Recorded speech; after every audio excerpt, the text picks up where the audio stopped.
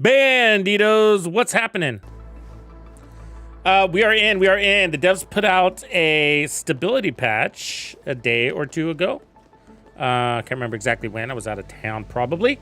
But yeah, here we are. We're back, and we do have our level 20 account this time, which is good. So already a good start. And then I am streaming directly from my iPhone 14. And I purchased a dongle, a HDMI dongle. So I'm actually streaming it from my phone to my TV through HDMI cable directly. And then the intermediary is an Elgato capture card, which allows me to stream it to you. But you don't need that part unless you're streaming. So pretty cool. It cost me like, I don't know, like $7 or some shit like that. And it looks great. yeah, so it's on like a 60-inch or something TV right now. That frees up my desktop. That's why I'm doing it. So I have a TV that's over my computer monitor. If that makes sense. So I can use my desktop purely for like chat and whatever. It was a little hard to chat while playing the game because, you know, I had my chat windows and browsers and, you know, they were covering each other up. And so this just allows me to go to a more traditional setup with how I normally play something like the Division 2. So, yeah, pretty cool. I'm still not using an emulator. I haven't tried, and I don't know if they're any better, if they've kind of worked through the bugs yet, but we'll have to get around to that. So, okay. We will play. We got to get into the dark zone. That's one thing.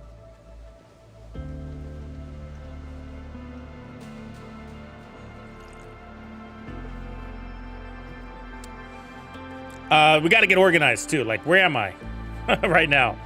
So let's see. Level 20 character. Where do we end up? So we're using the same specialization. We got some focus points we could probably spend. We got 2 of those, but I think we need 3 to get to the next level. We do. But here we might be able to upgrade. But yeah, what is this? So deploying scanning pulse has 100% chance of granting 1 stack of relentless. You know, I wonder if they're just going to give you enough points to basically fill this thing up all the way. Or if you're going to have... You can, like, reset the talent tree, so it's not a big deal. There's no mistakes here. But what is this one? But I would like to save my points for, you know, the good shit, right? That one's not a bad one, but... So I got these SHD caches. Talent points are spent to unlock talent nodes. Do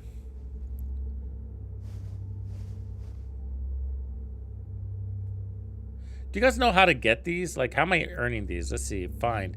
Talent point for your currently active talent points can be used to unlock blah blah talent tree. How are we getting these? Patrol enemies. World events. Open world patrol enemies, basically.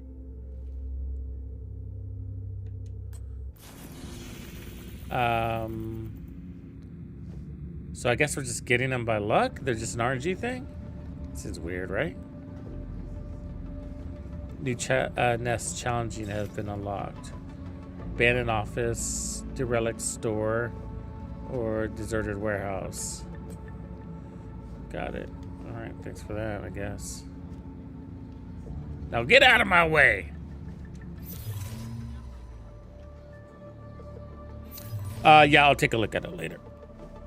I gotta get warmed up. Shout out to Ubisoft for sponsoring me and making Resurgence happen.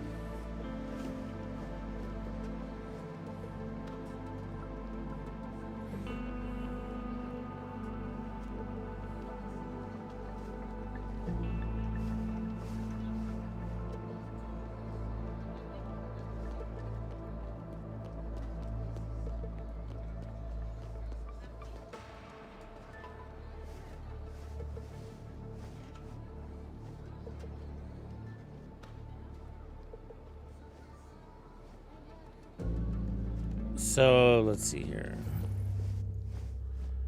Change specialization, specialization focus. I'm just gonna go and spend my points. I get let's open up this thing though. I want to see if I can open up all 4 of them, right? Cool. And then let's go ahead and pick up one of these. What do you mean insufficient items? I need one of those. Son of a... Too many moving parts. What about this one? Yeah, I don't have that thing. Okay, they're being tough on me here. So basically, it's this. All right.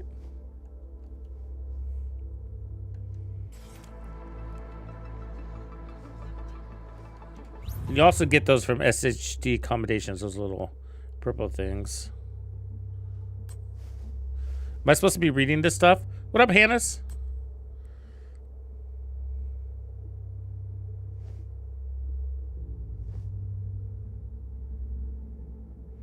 God, there's still tutorials at level 20. That's crazy, right? That's how deep the game is. Level rewards. See that? There's these rewards. Currency used to buy valuable items from the store, including sealed caches. Got it. So what level am I on right now? I'm still on level 1? Oh, that's lame. Oh, but as you rank up in accommodations, you actually get meaningful rewards. Not just the Phoenix credits, but health and armor and stuff. That's pretty sick, right? Don't you think?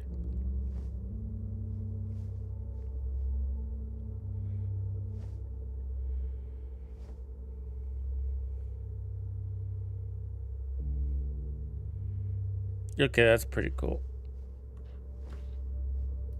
Let's see here. All right. Got to record some of this stuff since I need to review it later.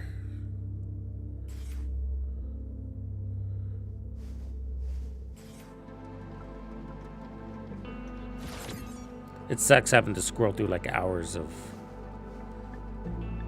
footage, you know? Very boring task I got to do. Okay, so we were lacking these rifles. That's right, we picked up this rifle, which was pretty sick. Loving that. Some SMGs, a couple of these. What is this one? MK20. It looks just like this weapon, doesn't it? Yeah, because it is. Okay, so this one gives us more defense plus 50, and this one gives us more skill.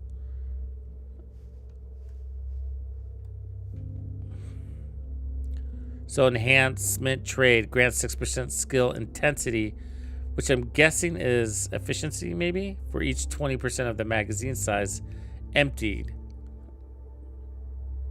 But this one is hit supply debuff to enemies dealing skill damage every second for 1 second up to 10 stacks. That's crazy. But we don't really have skill damage. Not that I know of. Let's try this one. I probably should be running an assault rifle, but we got a rifle and a rifle because I'm just testing weapons. But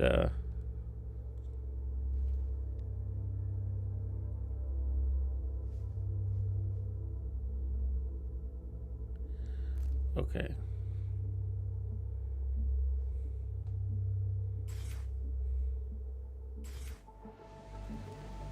All right, missions wise, where are we with that? So we got to go here, missions, talk to Agent Chan.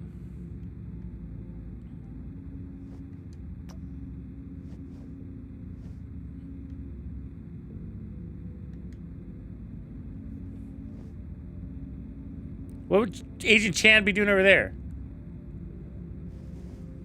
It's not what I selected, right? Did I not say?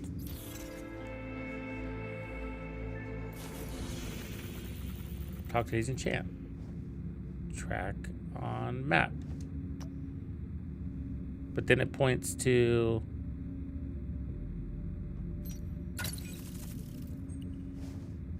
Okay, maybe it didn't. I thought it was grabbing something else. All right. I had to, so you have to, there's a lot of extra, like confirmation things. That's what that was. That's why I was confused, because I needed to confirm by hitting track again. So I hit track on map and then I had to hit track again. There's a lot of that, which is kind of annoying for a phone. Like, it's annoying in any game, but it's more annoying in a phone. Spring Blossom stands for.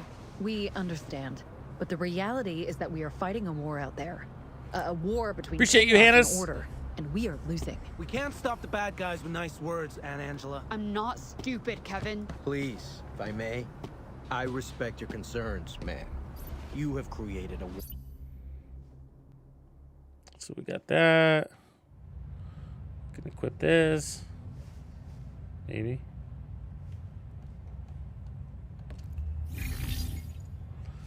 All right, I guess that's one mission down.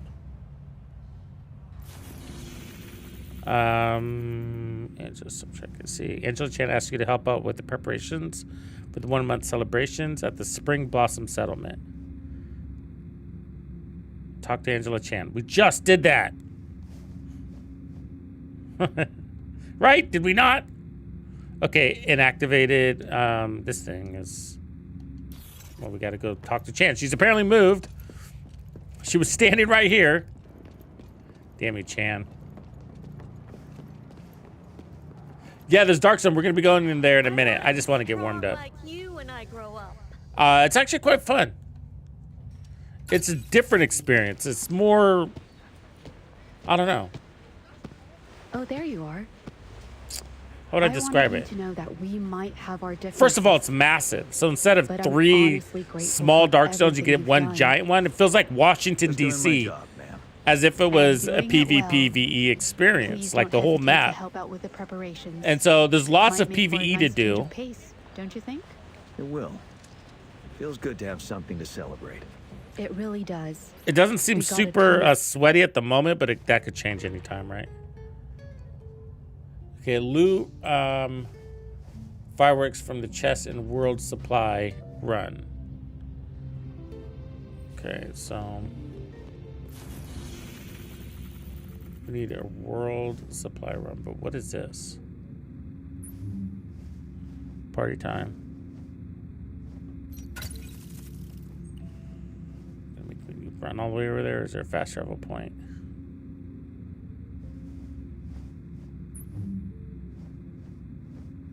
Yeah, no fast travel. We also have this deserted warehouse we can do too. Let's do that. Because then we can fast travel. And then just kindly jog over.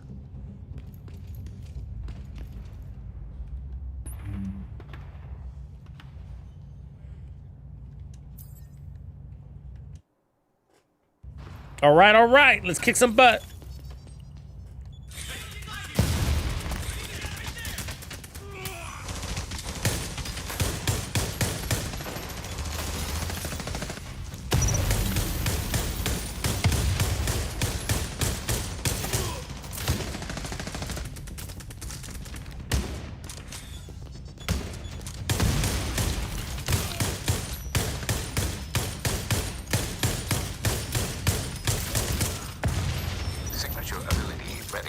I just tightened my controller manually, and we'll see how that plays out here.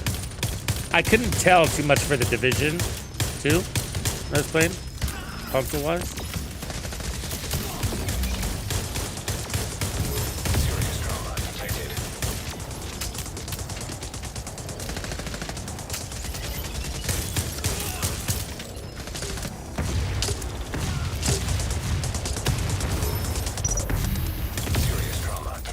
He is hard, bro. But I can kind of feel it here. The tightening of said controller.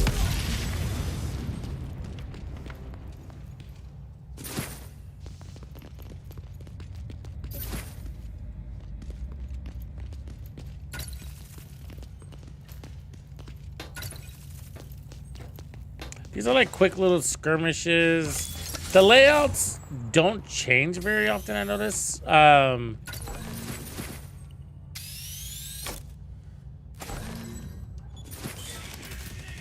And, you know, I'm not memorizing the names of these either. Maybe it's because we keep playing the same ones literally.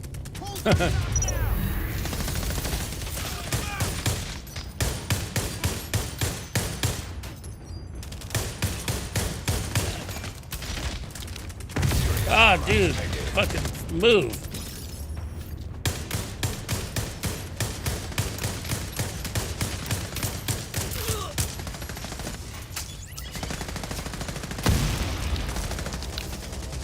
Oh, I changed the wrong weapon. No wonder it feels horrible.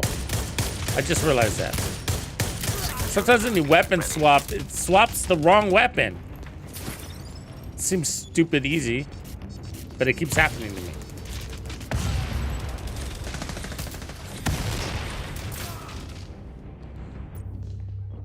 So we're running two of the same weapon. So this needs to be, oh God, I guess it's that one here.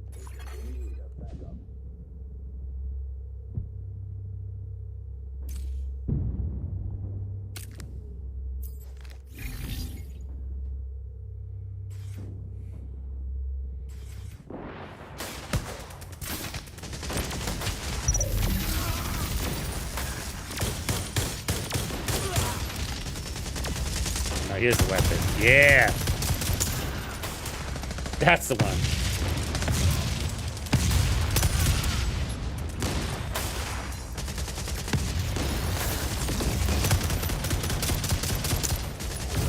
Serious trauma detected. Shoot.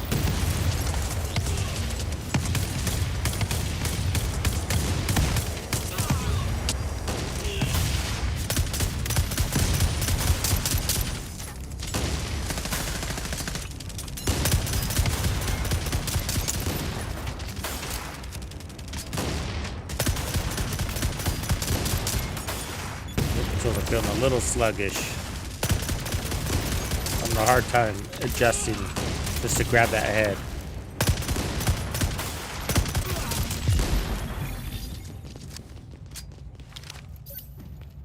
To fix that.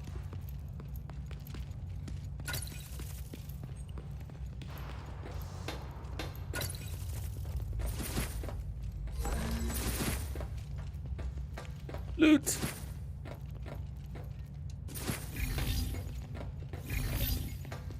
It was nice, man. It was really nice. Went out to Cannon Beach, where there's a famous haystack rock, if you've ever been out there. And the weather was perfect. It was like sunny, partly cloudy kind of thing going on. We'd get like a little dusting of rain in the morning, and then it would clear up. So it didn't get too hot. Pretty wide open beach, you know, so brought the dog along. Dog had a blast. Yeah, it was nice. Busy too. Okay, let me tweak my controller here. Thanks for asking.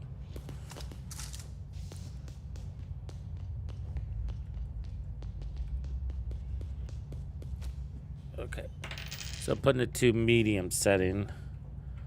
See if that helps.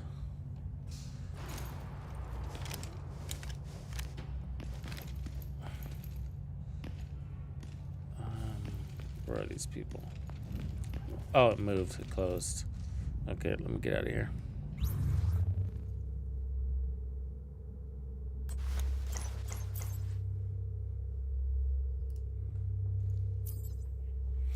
It's nice.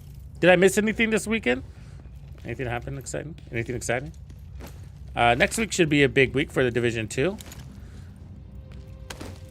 Last night I watched, almost forgot, so I almost missed it. I would have streamed it, but I almost forgot. Supply run, we need to do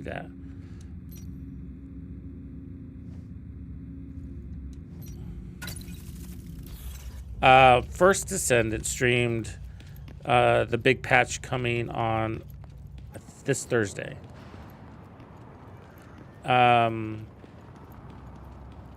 It actually didn't look very exciting to me.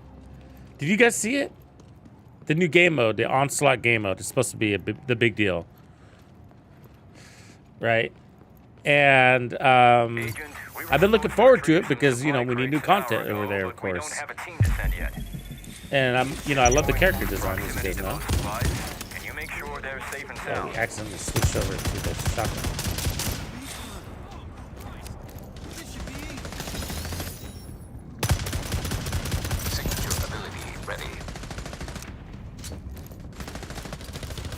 So it was weird, my impressions of it though. It'd be easier if you guys saw it. But do you guys ever get, I'm sure you guys get, I know some of you are on Prime. And every day I think about going on Prime Hostile forces. or whatever you call it for YouTube. Is that what you call it? Prime? Prime membership for YouTube. Heads up! You stop that dumbass hiding. So I don't know if you get commercials, but there's this one commercial of you that comes on all the time, and it's really annoying.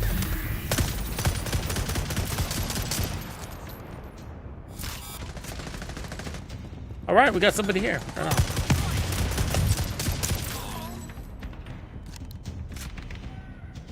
Yay, Wrath in the house.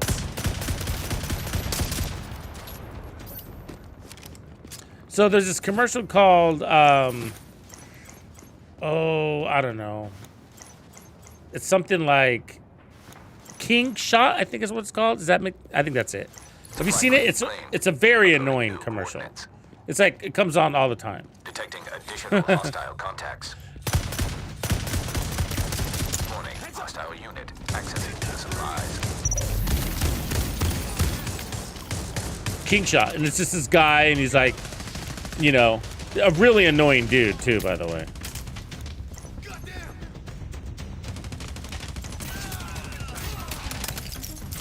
Supply crate claimed. Uploading new Yeah, so we're coordinates. picking up those fireworks. That's what we're trying to do. Detecting additional hostile contacts. And he's like, oh, I don't know.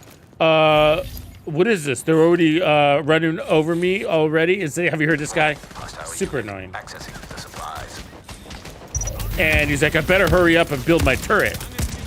That's the commercial bit, basically. And so he builds these little turrets to protect his little house as like a million miniature soldiers come running. And then he's like, all right, I got one up. Oh no, here comes a bunch more. Obviously scripted. Thanks for securing And the he's area. like, Our guys are on the way to retrieve the remaining supplies. I should have known. Now we got the 1886 in hand. Keep accidentally switching weapons.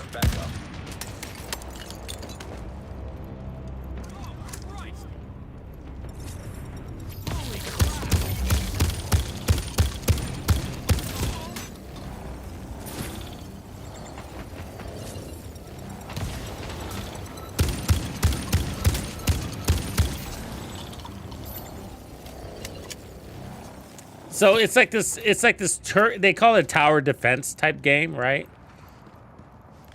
Basically you're defending your home base, and you build these little towers around it. Not too different than what's it called? Zombie versus Plants. If you've ever played that one too. Not too different from that, really. You know, you put up these little traps, and then the enemies come, and they try to get through your traps, and hopefully you did it right. And that's what the new Onslaught game mode reminded me of, which is, I don't think, a good thing.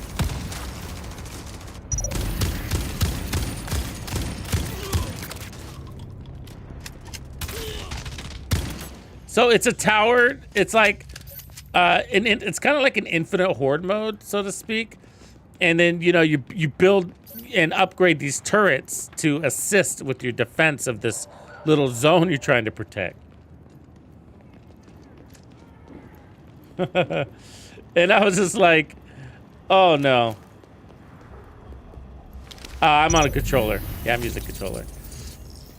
And it's not a perfect experience, I'll tell you what.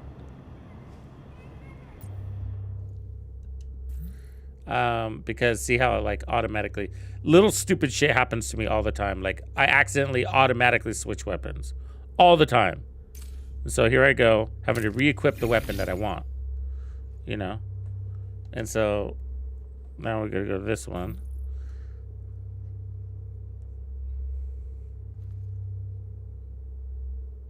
This keeps happening like all day. It's because they require you to interact with your phone even though you're using a controller. So even though. And so a little pop-up will come up and it says, do you want to automatically equip this new weapon that you picked up? And if you hit reload on your controller, because you're in the middle of a fucking fight, so that's what you're gonna do, you're gonna reload. That also happens to be the automatically equip button. And so the only way to get rid of the pop-up is to go to your phone and dismiss the message. Really annoying, right? So yeah, the controller needs optimization. Maybe it's already there, but you know, when I start a game, any game, the first thing I don't like to do is spend a half hour optimizing my fucking controller. You know what I mean? I want to jump in and kick ass, right?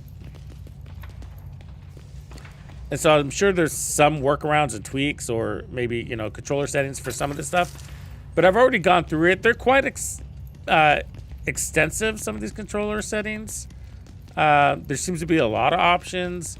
I did try to fine tune some things, and it was just saying, oh, you can't make this setting change because you're using the controller. Like, I wanted to get rid of all those menus at the top. I had a whole discussion on this, right? I was like, those menus up there, that's like anxiety fest, is it not? For any gamer.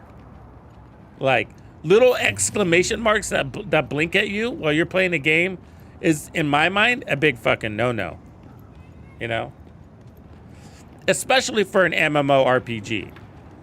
Because yes, we need things to be available, but Free to effectuate a rescue? If so, please proceed to the location. fuck it, we're ditching him. Fuck that dude. You're dying, hostage. Quality of life, immersion, both need to be in balance there, right? And we got all sorts of shit going on. So, like, if I wanted to get rid of and minimize my menu I would lose this quick access menu here. And that's really important. Because if I don't have that, then I have to go fucking use my thumbs on my phone and shit. And I don't want to do that. You know? Why are they mutually exclusive? Why can't I have both? You know? Yeah, so. Yeah, I don't, but BlueStacks and the other one, they're still not, they're not ready. I mean, I think, you know, it's a mistake to have launched this game without a dedicated player, an emulator. I mean, how many people are really just playing this on their mobile, you know? With the US probably being a very large market for them, I would say probably not very many. At least in this server. They only have 3 servers. This server, nobody's playing on their mobile. I mean, I'm playing on my mobile because I have to. It's just, all it is taking place of a Hey, Agent, you ready for the party tonight? a console, right? Sure, I'll give it a try, I guess. Let's get it started. Great, it's gonna be a night to remember. And if you were a big fucking cheerleader for the Division 2 and you like cupping their balls, you'd probably call it Division 1.5. You know what I mean? If you know what I mean, you know what I mean. Right there. On her, but Agent Kelly has done a lot to Oh, help what the are these? settlement. Let's see. Let's go up to all these talking points. I hope she'll be at the party. Can you imagine when we? Free floating barrel. Oh, it's a gun party. I do gun parties. It works. I'd love to get me one. Rifle like this, you gotta earn, son.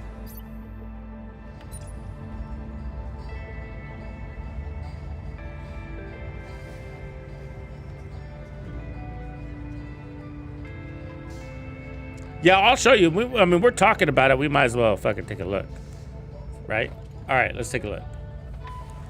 So if you go here into settings, blah. So, and then you click on controller.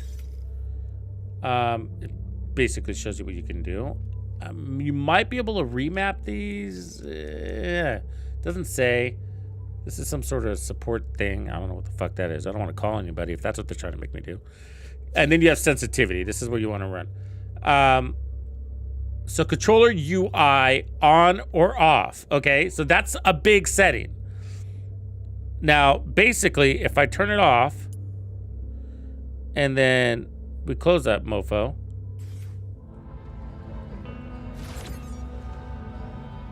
I mean, some things are gone, but now I have this dealio here. See that? That's my finger.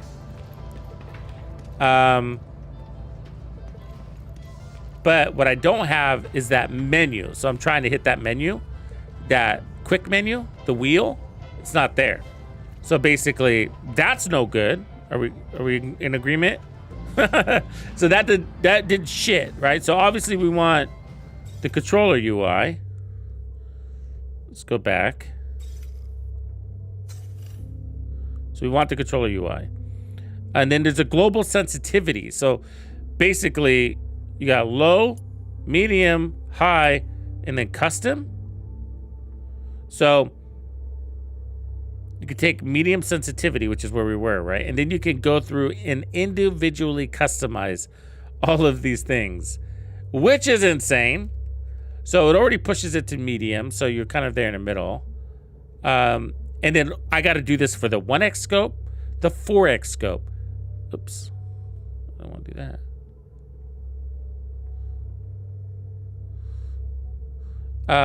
The 8x scope. I mean, if you want to customize your sensitivity to your landing shots and shit. I mean, it's nice that they give you that level of granularity, but holy crap, right? I mean, I guess you can get real rock solid with your fucking scopes, I guess. No scope, no aim access. So I would want to increase my sensitivity here. As an example. Cancel. So I guess I'm at 104. So let's push that up a little bit. And then the y-axis, I guess we could push that up a couple points too. Because a lot of our weapons we're no scoping right now, so push it up to just a little bit.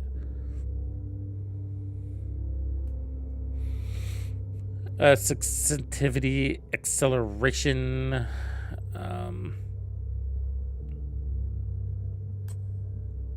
Enabling this will turn on camera movement acceleration when turning your camera.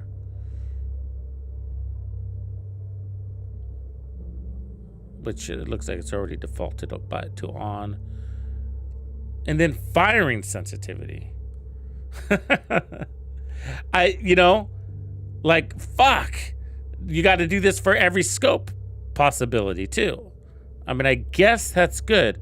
But like I said, when I start a game, and we're not very far into this game, right? Like, the first thing I don't want to do is spend a half hour tweaking this shit all over the place. So, you would want to save it for a later activity.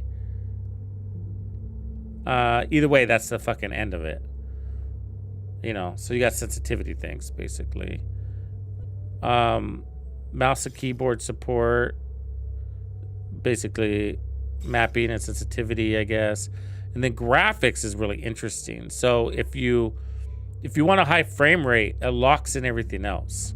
So I can choose low or medium, but I can't go up here because of my frame rate. So I can't choose high.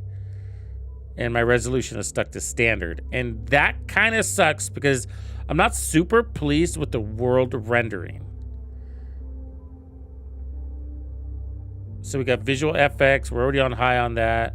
The shadow quality, I guess I can improve that, see what happens there.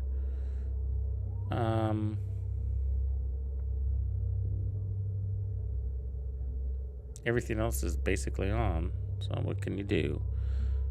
All right, then up here you got some sensitivity. Let's see, global sensitivity. We already did this, right? Enable smoothing, touch sensitivity settings. So, I mean, it's defaulted to off, which makes me nervous about trying to use it. Enable smoothing algorithm to reduce shakiness when swiping to move the camera. So I don't need that because I'm not playing that way. Rotation switch.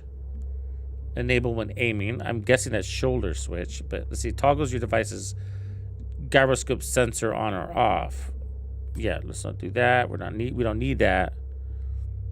Rotation horizontal reverse. Nope. Rotation vertical reverse. Nope. Touchscreen sensitivity. Oh my lord. So this is basically, we're not using this because we're not playing this way. These were all the same thing with sensitivities we did to the controller.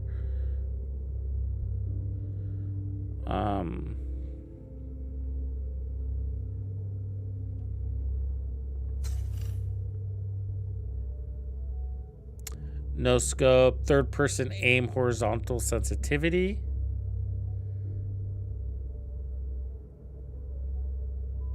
See, this is gyroscope, which tells me only for the phone. So you got mouse support, controller support, and then phone. So that's also not helpful. So if we come here, auto ADS, enable all. ADS, we're mixed. Aim assist is on. Rotation switch, we don't need that. Vaulting options, we're manual. Auto climb, no. Combat settings, entering cover, manual. Auto enter cover, no. Display enter cover button, let's say no, because we want a cleaner experience. Vaulting options, manual. Sprint sensitivity, climbing, release mode, grenade throw, release mode, it's fine. Throw assist, fine. Melee attack button, fine. Weapon settings,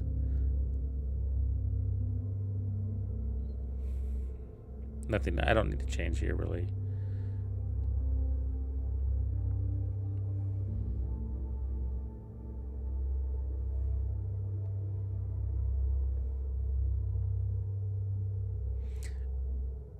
Yeah, well, they have to say that prototype gear is too low. I mean, I think that it's kind of...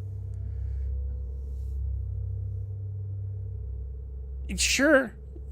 You know, if people want more of that prototype gear, I mean, who am I to say no? Fucking I'll take it. You know? I've gotten a lot. I average 1 per run.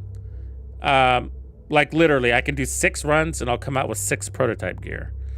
That's more than enough for me. The rerolling of the augments isn't that bad. I've been unlucky on one. I've been extremely lucky on another, so it kind of balances it out. I mean, I just don't see myself prototyping everything. You know what I mean? So I'm already building the stockpile prototypes, and I'm not even farming them. I'm literally not farming prototype gear. I'm just playing the game, and I'm looking for a challenge, and so I'm trying to get to high escalations. And my biggest frustration right now is the escalation coins, because when you die or whatever, you know, you lose all those coins, and then you have to start down on lower missions, and I don't want to play the lower missions. I want to play the higher missions. So then I have to, you know, work my way back up, and that's like descent game mode, and I fucking hate that. I hate that, right? It's like you have to get through I want to skip the boring parts and get through the tough parts, you know? And so, super annoying. The coins are my biggest frustration. The prototype gear, it's not a big deal. I think that, and I don't even play it that much because of my coins. You know what I mean? So, the other day, I think yesterday, I went in there, I ran 2 runs. I came out with 1, maybe 2 pieces. I think just 1 piece of prototype gear out of 2 runs. So, and I was satisfied with that, because I'm just not going to go around prototyping everything. You know, I got my favorite shotgun prototyped. I got my favorite sniper prototyped. I got my favorite rifle prototyped. I got my favorite pistol prototyped. And I haven't done an assault rifle because I don't want to lock in a talent on my, what do you call it? The Lexington. I got 5 Lexingtons, so I can. I just don't really feel like it. You know what I mean? So it's just like, and then a lot of the assault rifles I use are exotics. So I don't really have an assault rifle that I really want to prototype. Does that make sense? So I'm like, I could do my LUD, but I'm like, you know, it's already got 30 expertise into it anyways, you know? So I can do my LUD. There's nothing wrong with it, but it's like, yeah, I don't see the hurry. You get it? I probably will eventually, but I'm just like, I don't see the hurry. So I'll just sit on my stockpile in case I have another idea. Does that make sense? I use the capacitor a lot. You can't prototype the capacitor because it's an exotic. So basically, we're down to gear, and it's sort of like, you don't need prototype gear to play escalation. So I'm playing escalation without prototype gear, and I'm doing great. But I do got to say, I had a pretty kick-ass build yesterday when I was playing escalation, and this guy kept beating me in kills and damage, or one of the two. And I looked at his build, and it was fully prototyped. And I was like, oh, wow. Because I had a really strong build. I mean, like, really strong. You know what I mean? So I was like, man, I can't believe this dude keeps beating me. And so I was like, I don't really care about the builds too much, but I was like, I gotta look. And I was like, oh yeah, he had a 6-piece prototype striker, everything, you know? And I was like, no wonder. I was like, I was like, wow, it really does make a difference when you have all those things prototyped, you know? And then you have expertise on top of it, right? So, and then his gun too, of course. So it can make a difference, you know? I think it can. And it feels good and all that stuff, I'm sure. I haven't really got to feel that outside of the PTS. So, you know, maybe I just need to fully roll up a build. But then I kind of I'm like, it's like this with the exotics too, right? And with the exotics, it was the same thing, bros. It was like, for the longest time, like I wouldn't expertise, I didn't mean exotic components.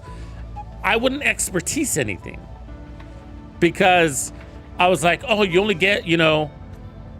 have so many exotic components and it's so expensive to expertise things. And so like, what am I going to do? Well, I got to do my favorite sniper. I got to do my favorite pistol, but at least you can do exotics. So there was more contemplation there, right? And so with prototype gear, it's the same buyer's hesitancy that you kind of get. And so I was like, well, I don't want to, I love my Coco hybrid build. I mean, that thing fucking shreds. It shreds. If there's a prototype, that would be a cool one, you know, and to get the talent that gives you heals from skill damage would be pretty cool on that. But it's just like, well, but then I'm locking that build into skill tiers. You know what I mean? And I was like, it's really nice to be able to re-roll maybe the mask, the Coco mask or whatever it is, so that I can use it on a different build. So then I don't have to go out and farm another Coco mask. You know what I mean? And so there's that part of it, you know?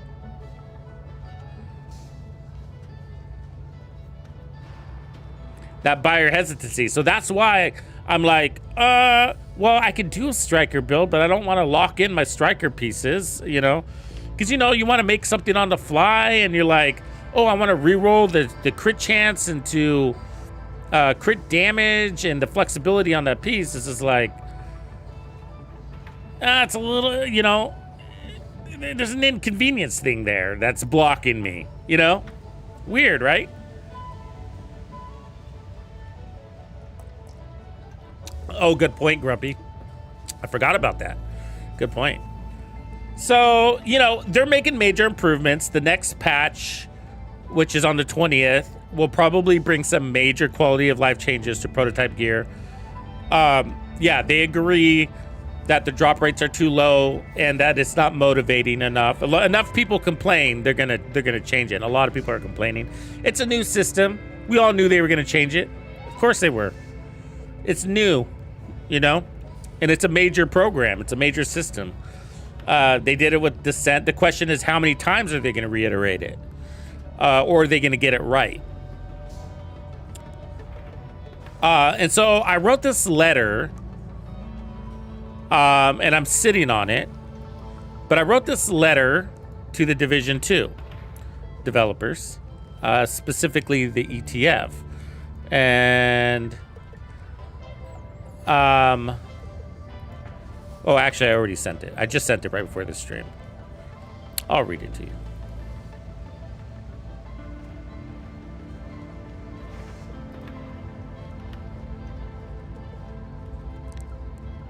It says, Dear ETF team, so I am reaching out to share important feedback on behalf of a large portion of the Division 2 community. It appears the current ETF program relies heavily on a very small select group of content creators for early testing and feedback on major new features, including the escalation game mode and prototype gear.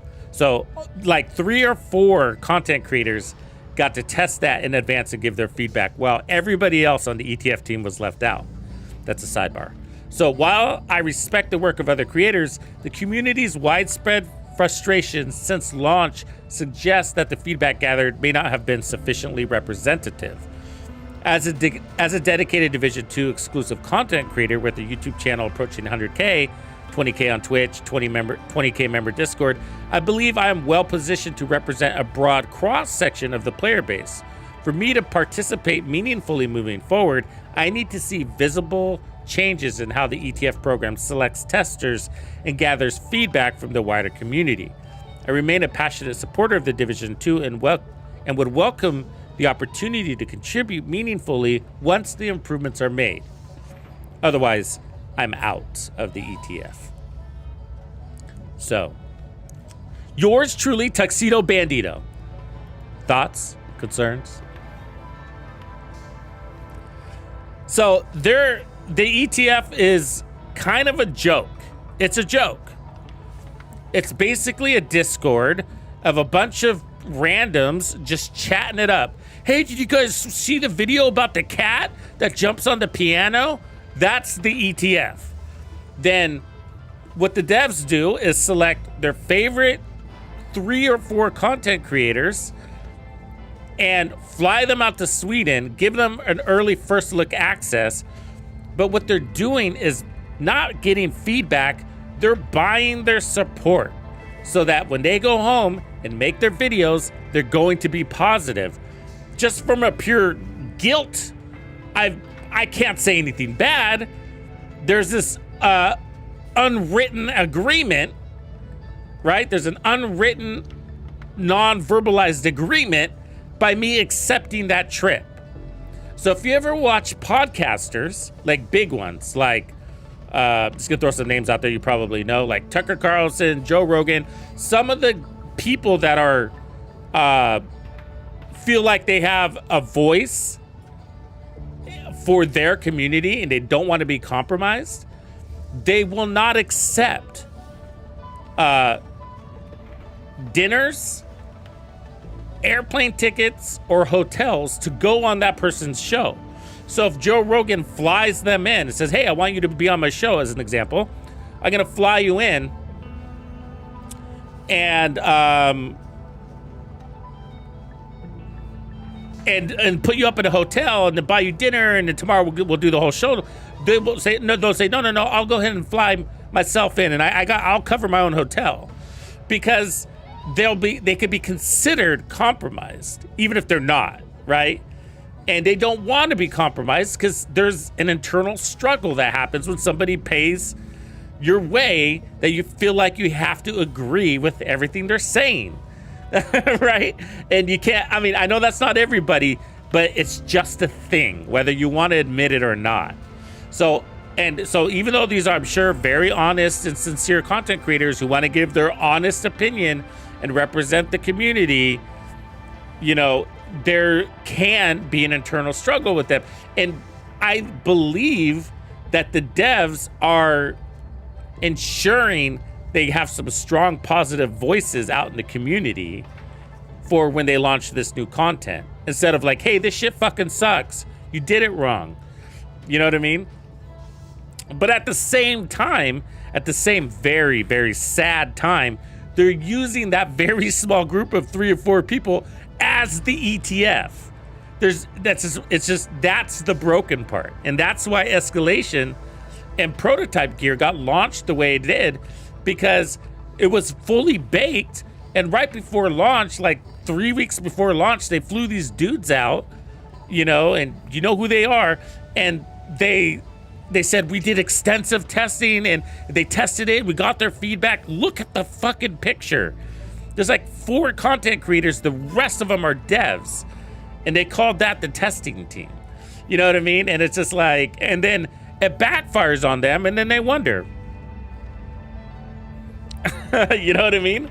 And so even though I like the concept and I like that it's the direction that it goes, and some people disagree with that, my point is like it could have been launched. It could have been more smooth. All of this could have been avoided.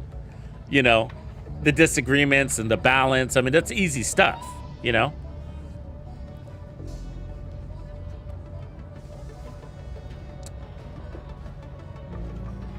No, okay, this is what's going on with the clans. So, Blood, I was trying to create a clan and I got stuck. For some reason, the game was bugging out and it wouldn't let me create a clan. So then you created the clan, I accidentally accepted it, but then I went ahead and just went with it because I like, fuck it, I'm not doing anything else at the moment. Then on Discord, the official Tux community created an official clan. And so now I have to join the official clan, and I just obviously haven't gotten around to it. And so, which is being led by Skeletor. And so if we have to if we're gonna have more than one clan, then now we have to backtrack and make that second clan official, which we can only do through Discord. And so that's why on the other side, everybody's saying, hey, Tux, you need to join the clan, because there is now an official Tux clan, which I'm not technically the commander of, if that makes sense.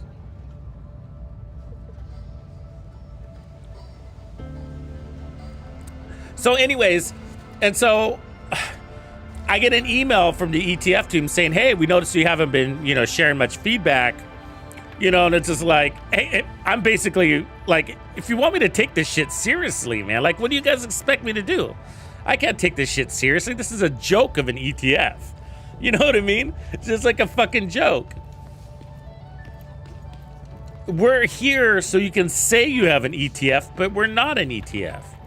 And they do these surveys. They put out surveys, to be fair.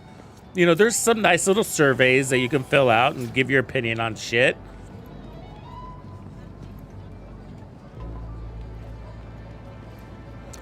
But, you know, that being said, it's just like, it's somewhat reactive, you know, and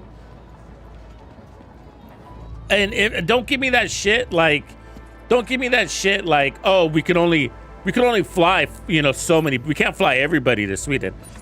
All these games that do testing, the game I'm playing right now, I tested this game before it launched, and they use a testing system that you log into and you need a password for. It's a remote server you remotely access. You don't need to go to Sweden. Why would they do that? That's the real question. Why would they fly people to Sweden in the first place? They don't need to do that. You can test these games remotely. I mean, come on. What year are we in, right? This is 2026. So this isn't news. This has been going on for a while, but it's just kind of ridiculous now that we, you know, it gets a little more ridiculous when the community is so pissed off, and someone like me has the ability to see what's kind of happening here and how things pan out. It's pretty obvious, you know. Why am I just running around talking to all these people? This is weird. I'm ignoring the conversation. Hey, we set up a bunch of balloons to pop. Not now. Not now. Maybe later. Okay, I'll be here while this. I am not going to pop balloons.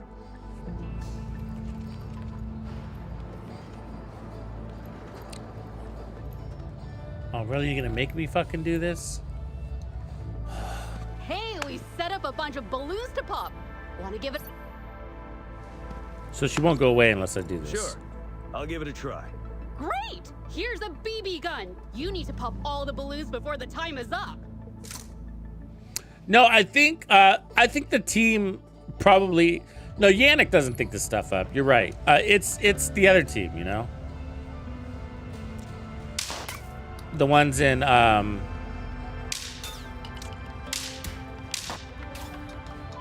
Bucharest. Now my controller's really lightweight, but that could just be the gun. And see how hard it is to land those? Because my controller like whips all over the place. See that?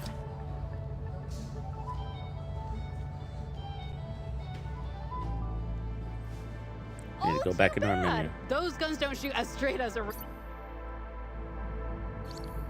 This is a good maybe later. opportunity to Cool. test this settings.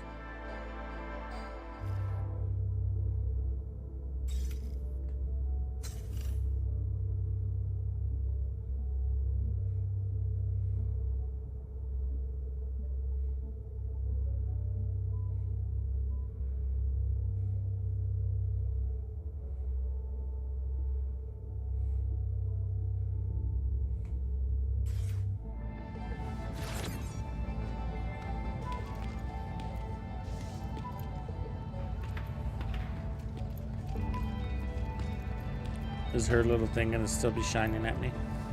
Good, no. Up somehow.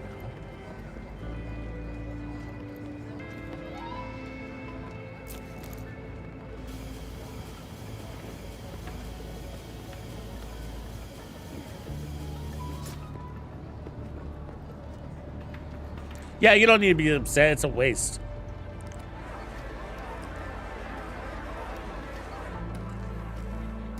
Hey, so I.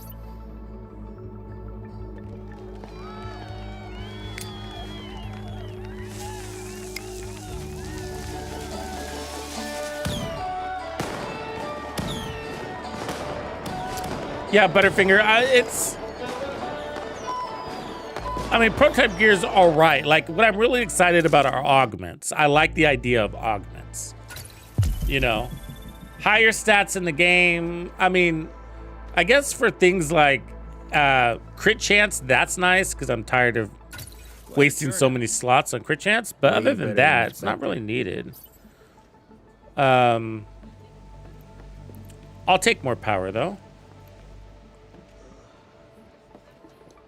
Dude, what are you? Donate 10 pieces.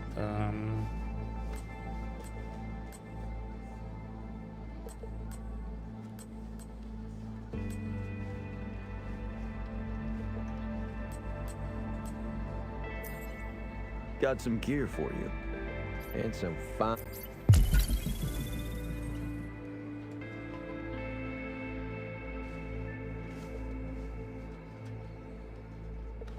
And so I'm excited about augments. It's not tinker friendly though. Like I said earlier, it's expensive, and you're locking in a build across the board, the pieces of that build across the board to have those things. And you know, I know some people play that way. I just don't. A lot of people play, they perfect their build, they lock it in, it's done. My builds are never done. Ever. Nice to see you. They're done for the season, maybe. Clear out the convents. All right, where's that at? But my builds are never done. So I don't want to perfect it because it's never perfect because it's just always going to change. Where's that convex thing at?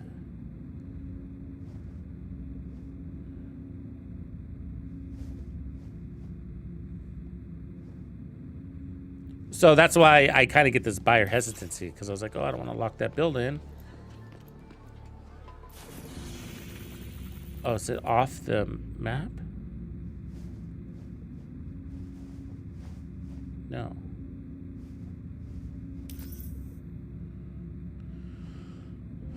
Rikers, pockets you can find in the city. So it's just clear any of them? All right.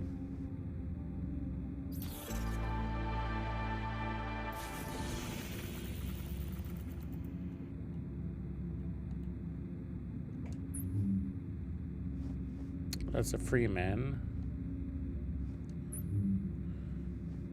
What is this one? That's a raider. It's cleaners.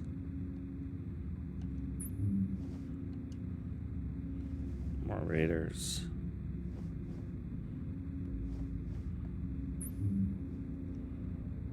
Cragman. Ooh, he looks tough.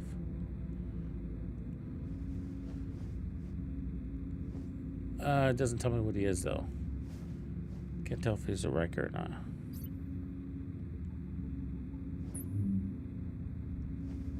There we go.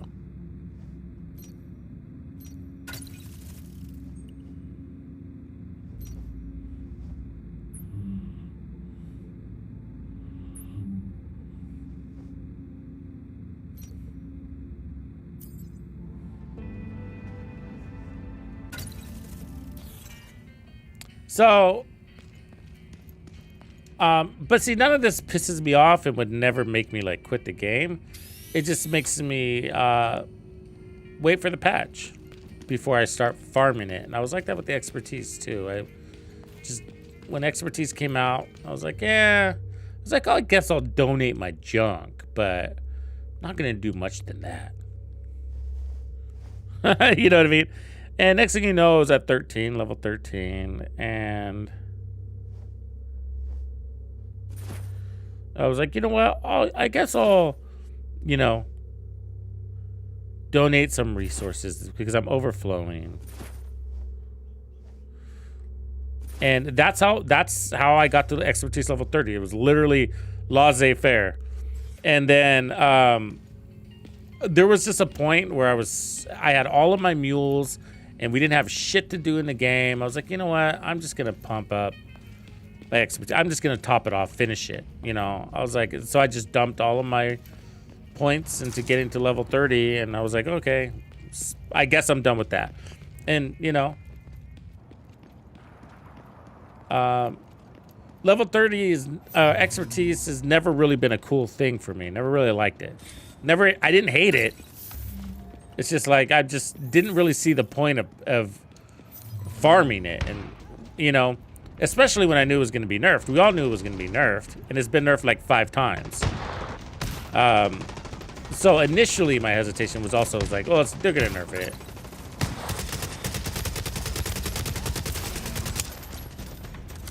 It's all cool and exciting at first, though, right?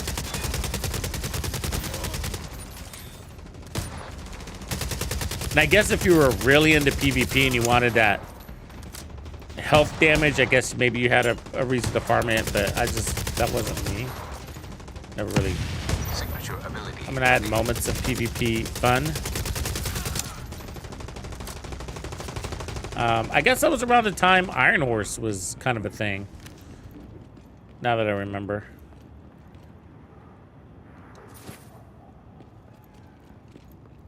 I think that's when I was PvP, and that was a long time ago. What year was that? Shit, 2021? Something like that, right? Right on, CT?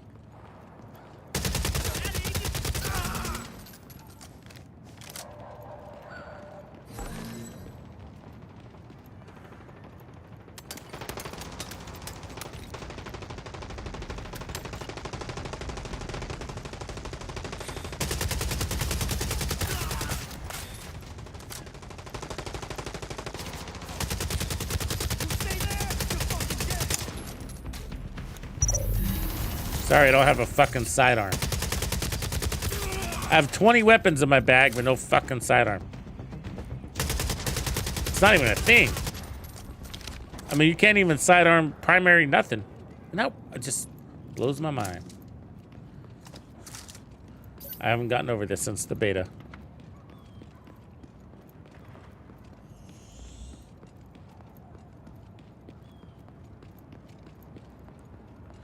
Luna Maria. What's good, Luna? I didn't see you pop in. A civilian was grabbed by hostiles. I've been distracted by all the exclamation points on my screen.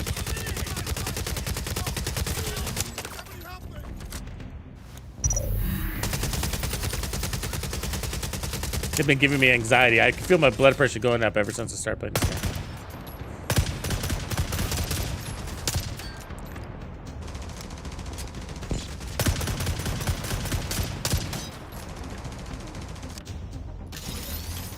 Okay, we gotta get into the dark zone. I'm just trying to get a handle on my aim. That feels a little better.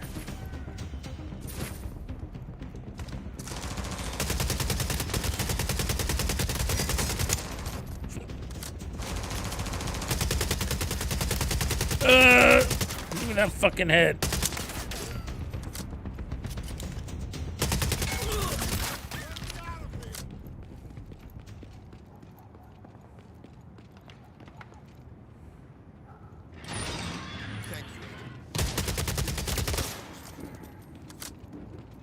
All right. So, we can see all of those menus up top can be accessed through this. Uh-oh.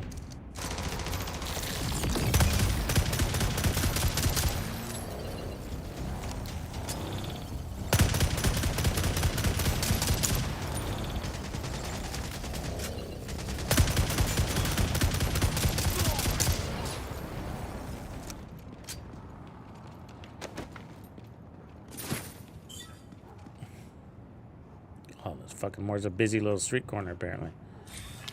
Oh, I'm trying to find my fucking mouse.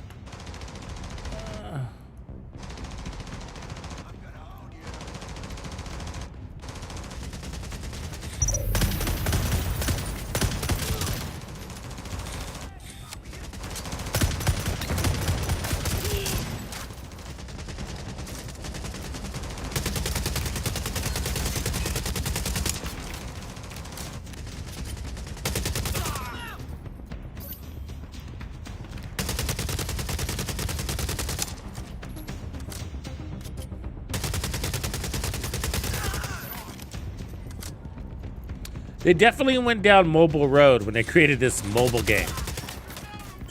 It sounds like no dud tucks, but you know, for as expansive as they went on the MMO side of things, I actually didn't think it would be the case. Ability ready.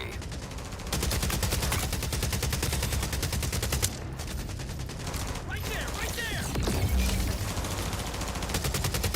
They're down over here.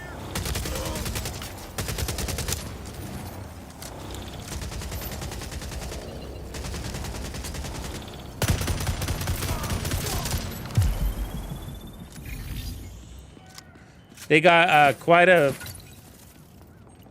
few little pay-to-win kind of things going on.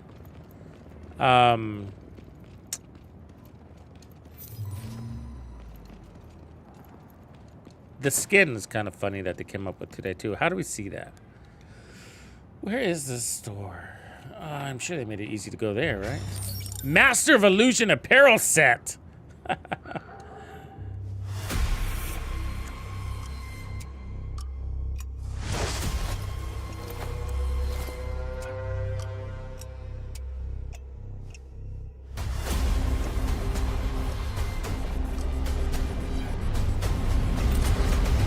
Oh!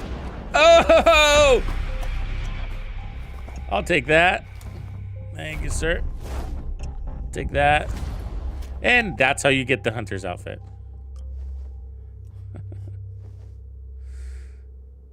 So you can be Aaron Keener, maybe?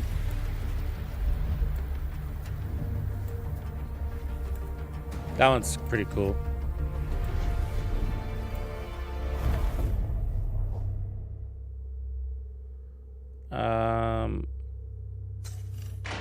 Massively.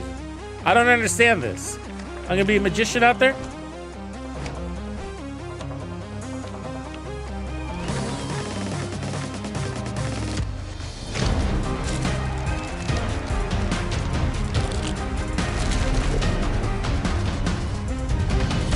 This one was designed in Paris. You can just fucking tell.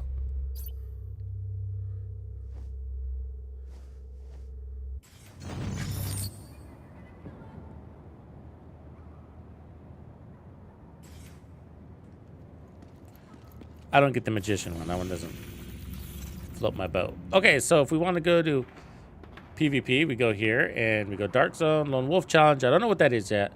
PvE activity solo, current stage 1. Lone Wolf Challenge. Anybody done this? Anyways, you go here and targeted loot. Ooh, new target loot system. You can select a skill mod that you prefer here. Tactical link. What's this one? Reload speed. Yeah.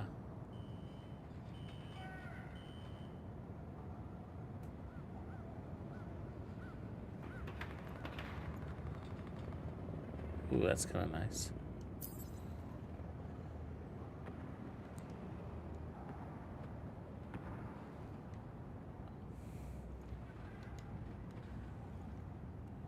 What did that have to do with the fucking targeted loot? Is that a perk? See, in the dark zone, your goal is to gather contaminated loot, right? Once you have enough loot, head to the extraction. Yeah, we know that. Targeted loot. What does this have to do with targeted loot? Select the skill mod. The selected set will have a significantly higher drop rate in the dark zone. Oh, I see. Oh, that's cool. That's different, isn't it? That would give you some... We call them smart cover. Mod farming, basically. Commando smart cover, and then you could change based on your specialization. We must have just unlocked this ability because they didn't show this to us earlier. So armor pieces, kills or assists while using tactical link, give you more crits. Skill cooldown recovery.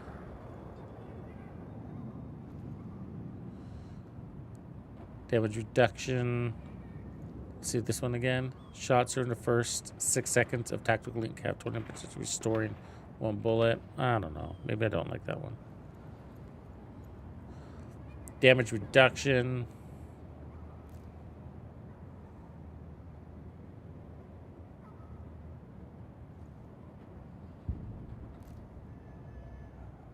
Players with self-applied tactical link effect have a 10% chance. There's so many.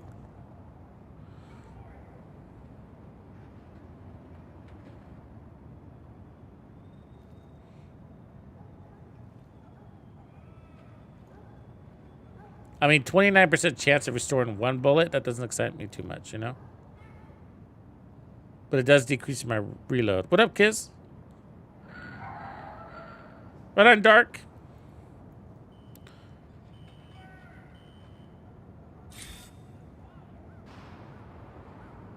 I mean, I guess we'll take crits. That's always important. Better than bullets. At least up front. Okay. Going in hot. I want to see what this is like solo. Are we ready to go? At level 20. Reception limited. Proximity coverage only. What weapon did they give me here? I don't remember switching to that weapon.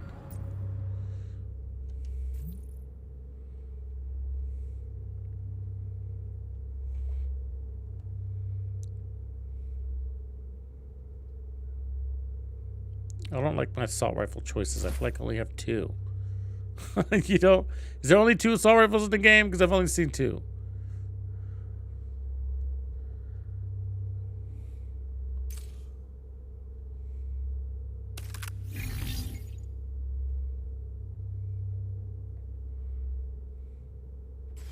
I mean, where's my M4? Where's my Lexington?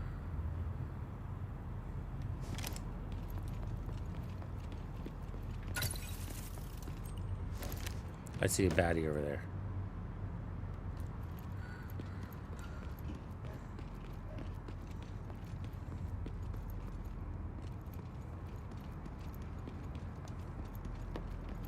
So this is a landmark right next to us. See if we can survive it. So we only got 20 minutes. We learned the hard way the other day that your timer is independent of other players' timers. You got your own 20-minute timer.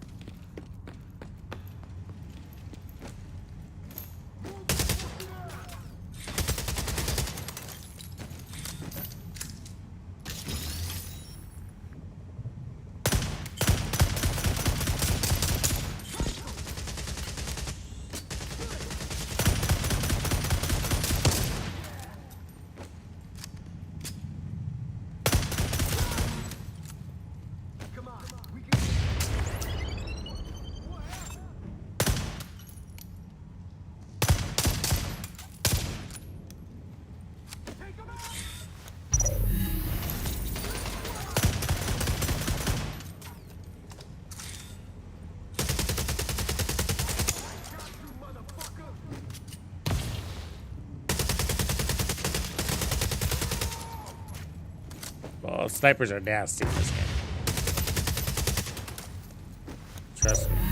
Trust me, they are.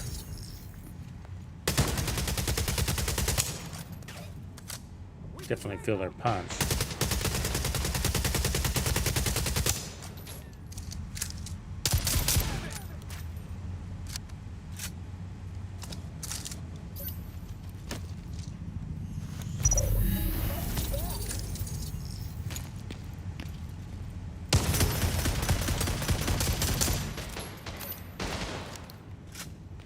And that's where aiming matters, right?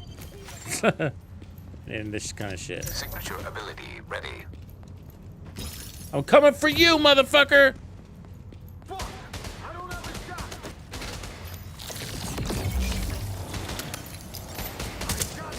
Oh, fucking horrible time to be reloaded. I think his arm is broken.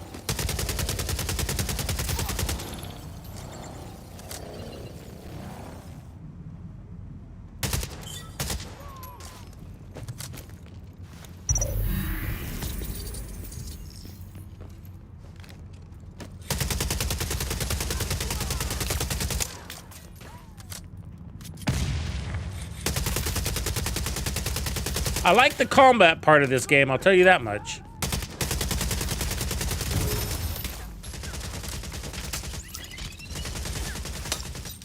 There's a homeboy, Mr. Diaz.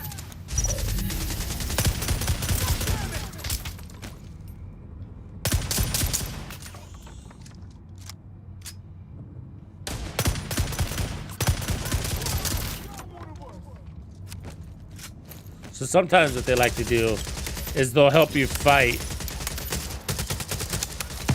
and then they'll shoot you in the back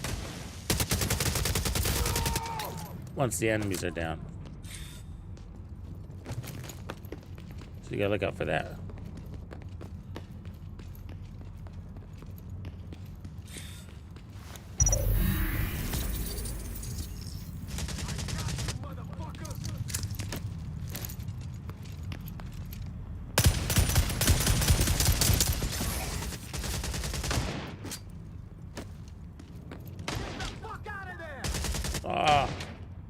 Oh, making me hit that button sucks. Making me hit that second button sucks.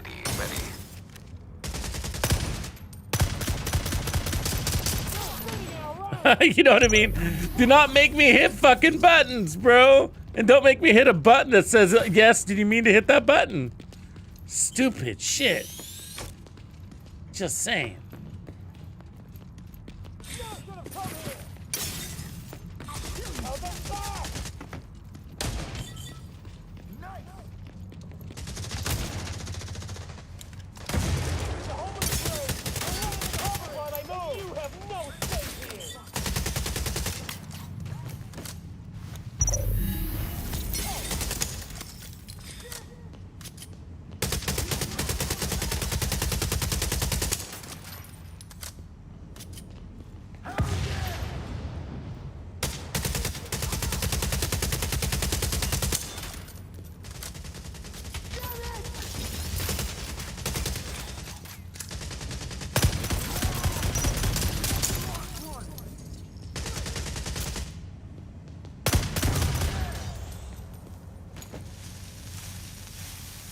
My contamination meter is getting a little tough, isn't it? Does that mean I have to leave this place? Yeah, it does. 'Cause that's an extremely contaminated area. Interesting. Get the reset. Nope, my mask is still fucking burning out. So these zones we're gonna have to get out of soon, huh? We got a little bit of time left. And then we might die. We'll figure that out the hard way.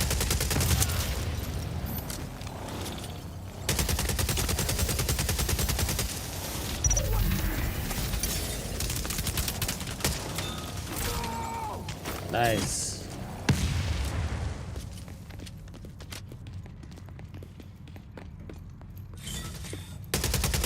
Damn, there's a lot of fools up in here.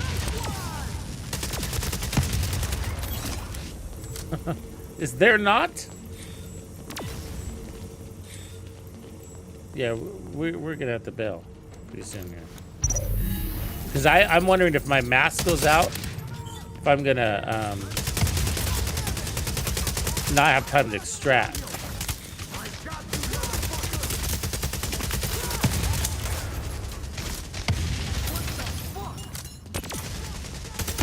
Yeah, I better go. Sorry, guys. Good luck.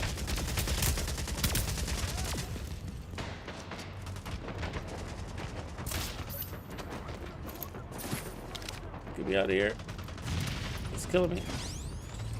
How do I get out of this place? How do I get out of this place? Am I not out? That's so annoying. Was I not out?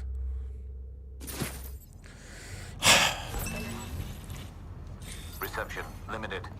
Proximity coverage only. Okay, that's good. Back to the same spot.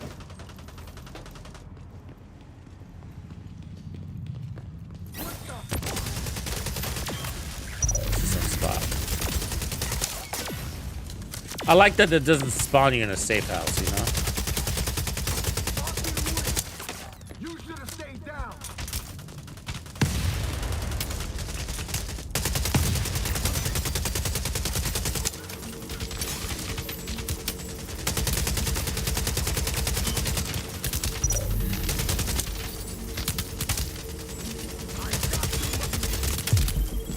Oh, nice. Jesus Christ, right? Where did I die? This way, right?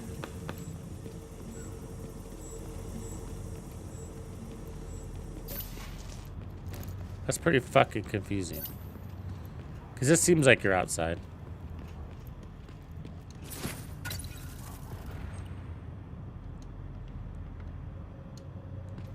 But apparently we're not. Right, let's look at the map. I'm still in the zone, I guess. Okay. You really gotta get out. Ooh, a dead agent. His corpse! It isn't even rotting!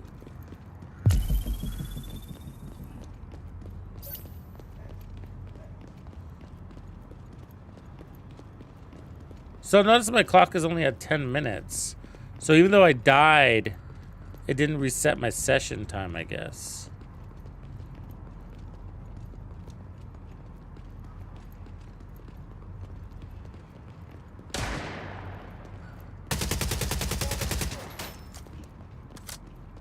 Looks like there's a party going on here. Signature ability ready. Ooh, it's busy. There's players everywhere.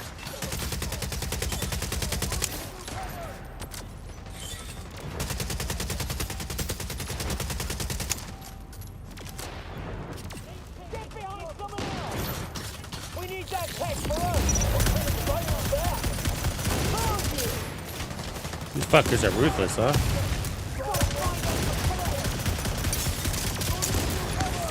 Oh, he's not dying easy.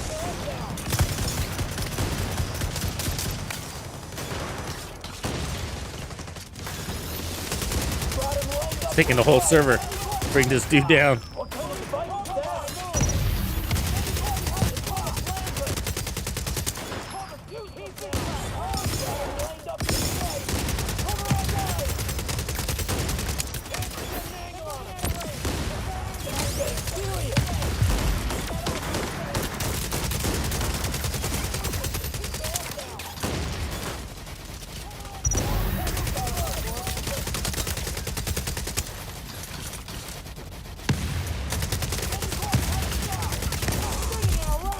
Yeah, here he goes. Nice job, guys.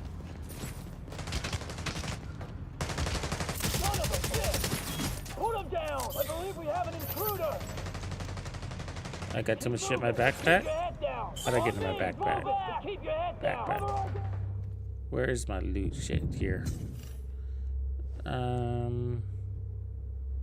Ooh, there's a new AR. Ooh, I like that gun. Dismantle.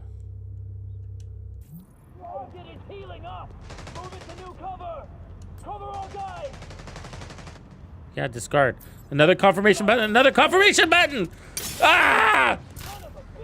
That shit drives me nuts, bro.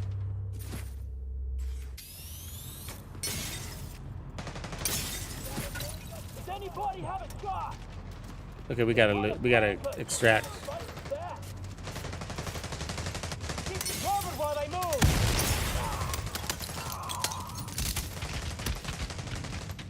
I like this. I like that it is a lot of little cooperative things going on. Okay, where's our extraction point? Are we here? Yeah, we are here. And where is my little... It's here.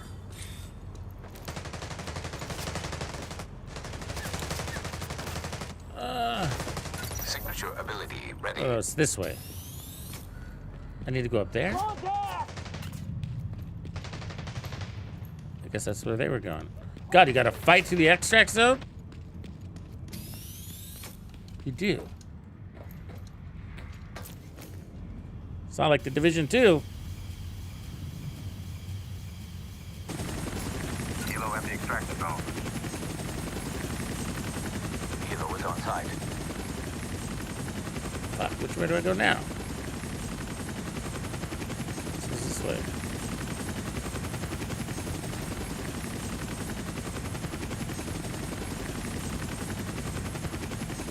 I don't feel like I'm anywhere near the fucking helo. Oh, fuck. What kind of extraction?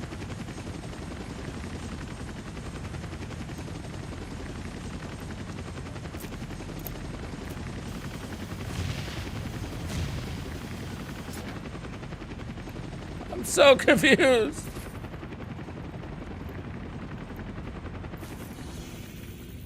I'm so confused, dude. The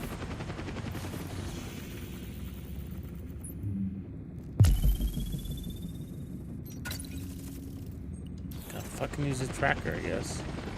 This way it says. Alright. 72 meters. I bet you it's gonna make me run upstairs again. I bet you. Even though there was a fucking rope right next to me. I bet. It's gonna make me go all the way around again. There's a rope right next to me, motherfuckers. Oh, you piece of shit.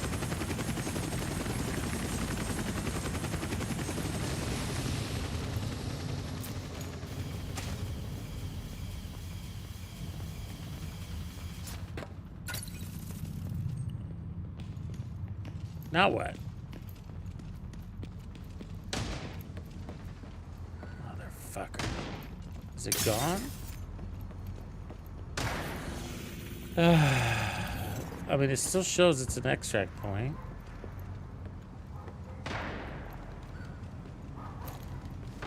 That's the thing about the dark zone. Even in the Division 2, you get lost in that thing.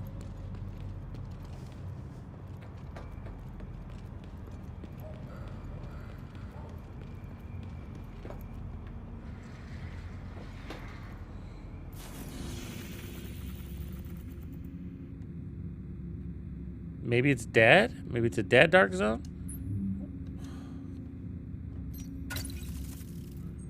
Well, now it's orange again. There it is. So maybe it goes unavailable for a second. 104 meters. Oh, God.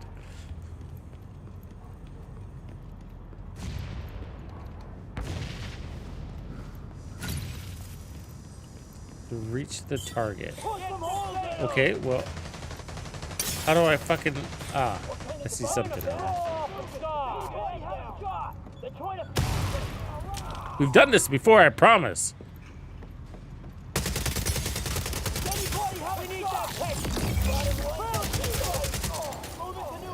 There it is.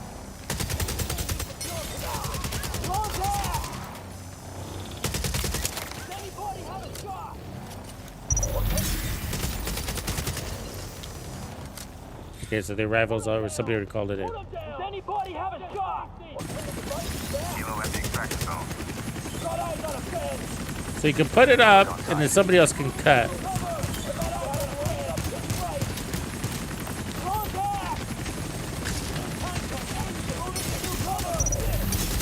But we also have to extract with the chopper too, which we're gonna do.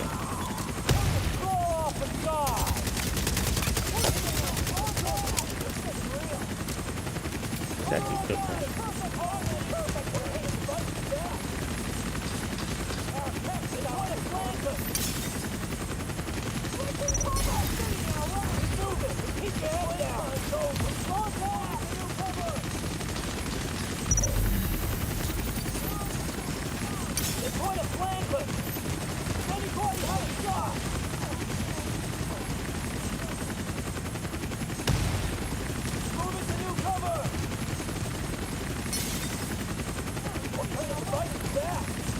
Oscar Diaz is back. Loading done.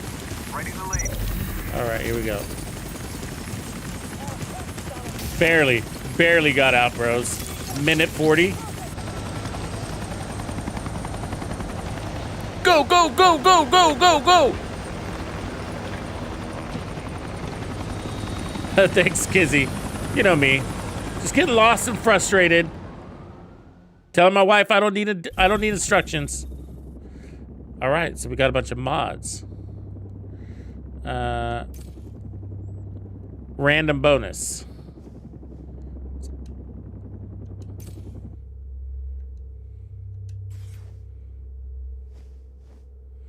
See, we got points there.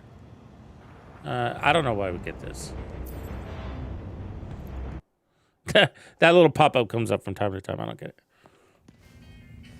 Get loot, get out. Exactly. Then come and get yourself a hot cocoa.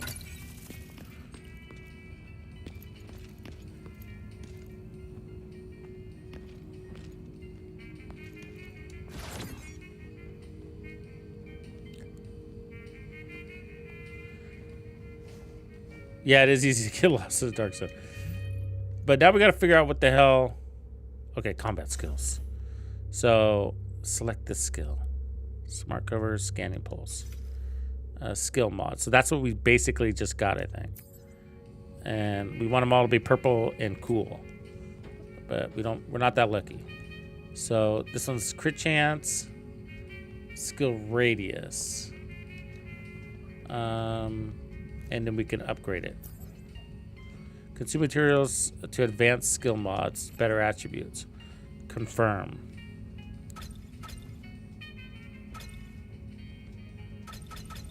Oh, you got, look at this shit. This is what I'm talking about. I gotta select the mod and then hit confirm. You see what I'm saying? And then hit upgrade rank again. Oh, they love button pressing. They love it. I'm just saying, way too many interactions.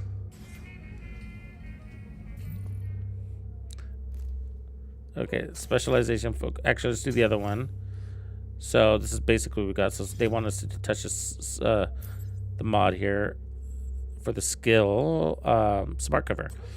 So let's see what we got here. This one is skill chance, and then this one's skill multi-shot chance. Ooh, I like that. And then you can upgrade that mofo. Oh wait, let's do it. We gotta touch it.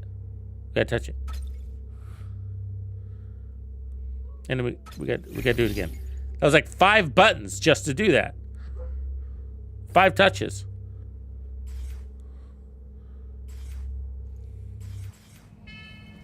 I'm starting to sound like a Grumpy. I'm gonna join your clan, Grumpy.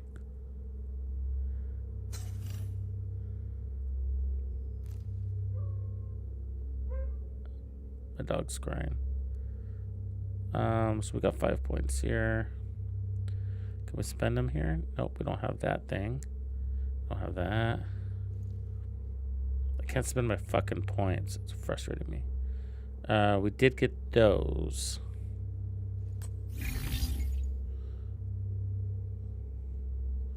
So grenades give us relentless now. Yay. We did unlock some more shit though. What are you? It grants 1 stack of relentless every 5 seconds when hiding behind cover. Hiding behind a smart cover grants 2. Ooh, we like that.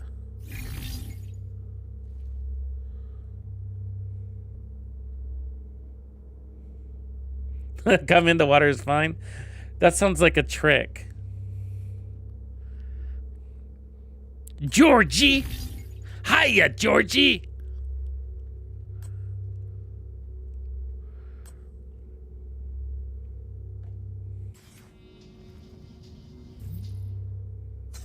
This thing's still fucking blinking at me.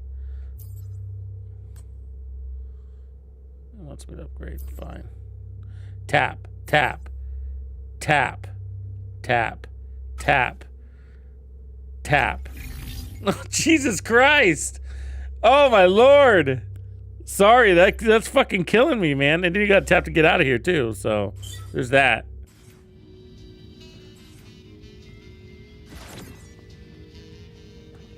It's not just one thing. There's a few things like that.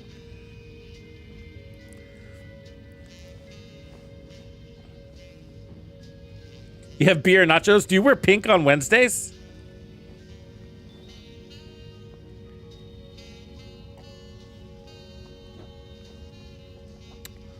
Okay, so now we need to look at our coin. And somebody showed me how to do this. I think you go in your backpack. And you select items. Use smart people. Showed me how to do this. And then... I think it's one of these. Scroll down here. I think it's this one. And then we scroll until we see money. Nope. Not you.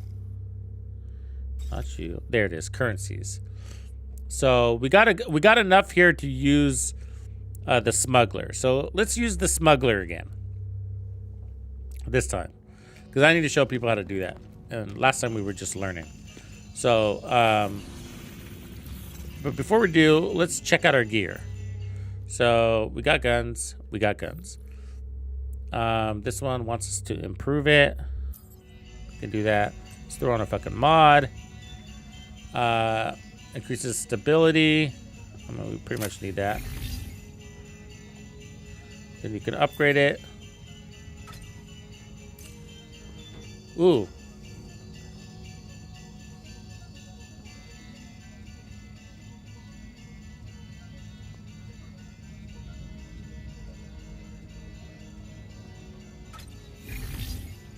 You said WD-40 gives you some points, and that gives us firepower. Wow.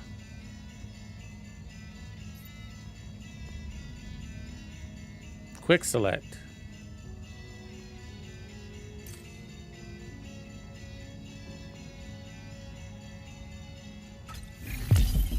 Let's spend all our money in one place. There we go. Because it's just so many fucking things to level up. It's insane. Okay, so let's go back. Let's go to this one.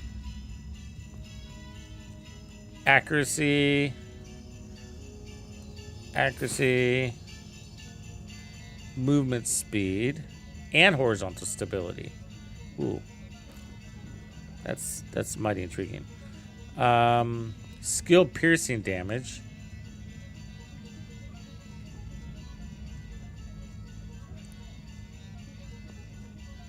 Movement speed stability.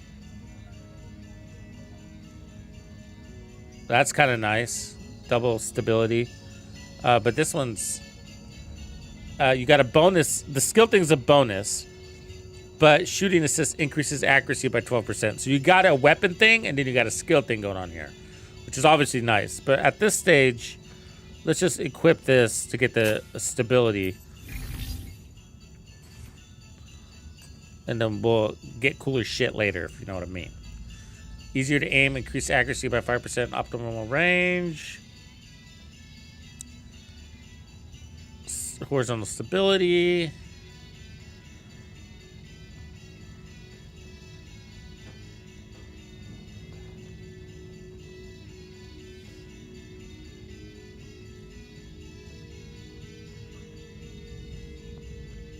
Mods for other equipment. So we don't really want to scope, but this one gives us a optimal range 10, 3.77, 3.75, 3.75, 10. Okay, we can equip this one. This one, can we dismantle it?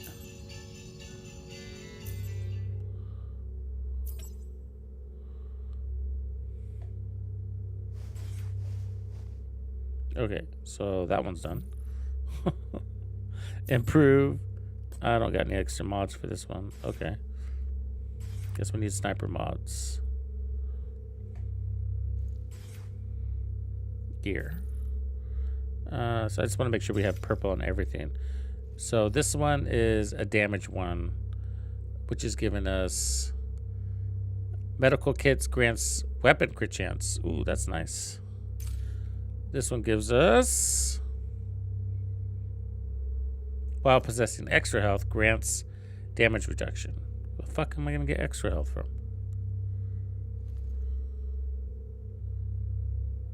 Yeah, let's not use that one. I don't know how to get extra health. Grants 3/6 crit chance per second while immobile, up to 5 stacks. Ooh, that's nice. Crit while not moving, and it stacks. Overwatch grants 50% skill damage while behind cover. Okay, we're gonna choose that one. We're good there. Ooh, we got lots of options. So let's go damage holster. And we're looking here at what does it do for us? Weapon multi-shot chance is all it does. Well, that's not very fun. What about you? I mean, multi-shot chance is good, but I want more.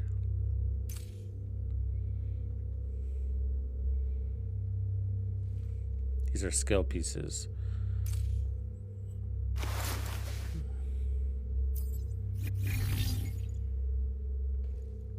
Finally, the knees. And we're good on the knees.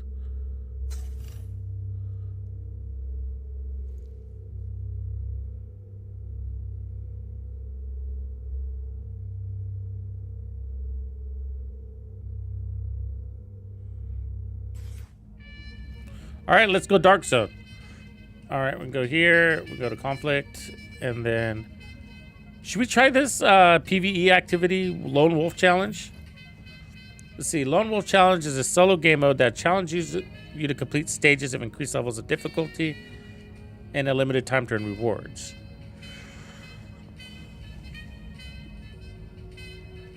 Star rating. A perfect star rating of 6 stars. Each star grants rewards to claim.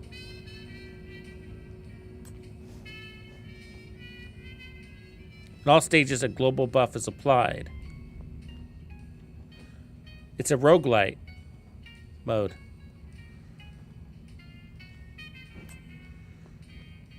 Challenge status leaderboard. So, nah, we don't want to do that right now. That looks fun, but that'll be for later. Going in hot!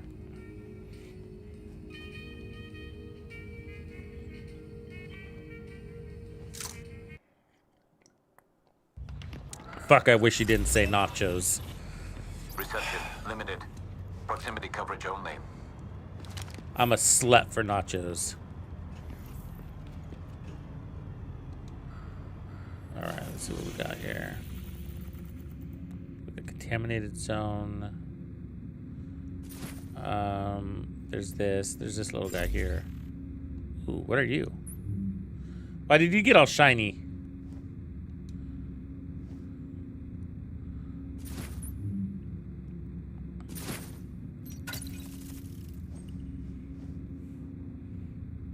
Why does it get bright red like that, I wonder? See how some of them are... Is that just a difficulty thing? So that's a level 2. Uh-oh, there's a rogue. There's a rogue!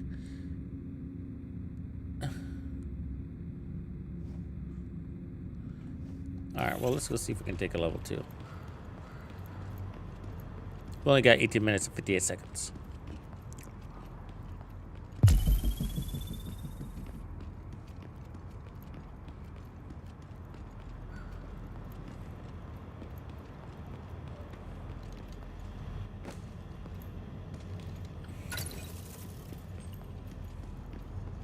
Okay, we're in a contaminated zone. So when you're in these, it cuts down your time into DZ. I don't know how to filter, clean up. Oh, I remember. You go to the safe house to clean your filter. That's right. I remember seeing that. And that gets you more time on the clock. It doesn't get you, I don't think it gets you more than your 20 minutes, but so you, by staying in contaminated zones, you're literally losing that 20-minute window.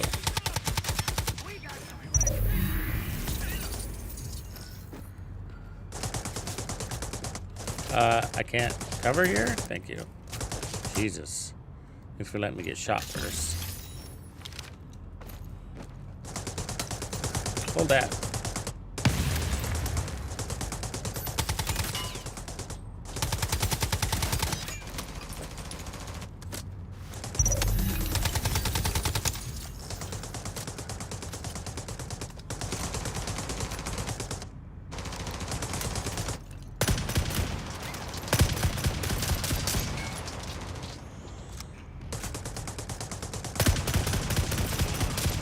They goddamn haven't learned how to climb yet, huh?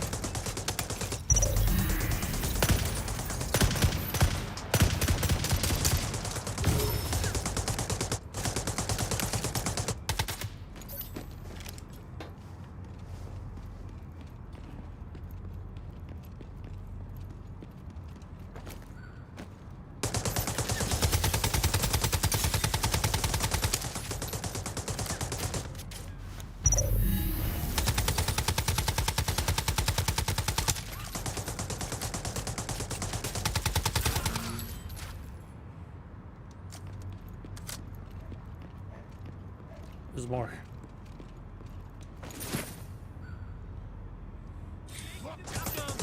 Shit.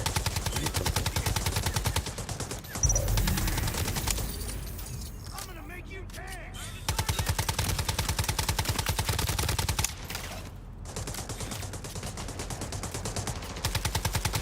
Signature ability ready.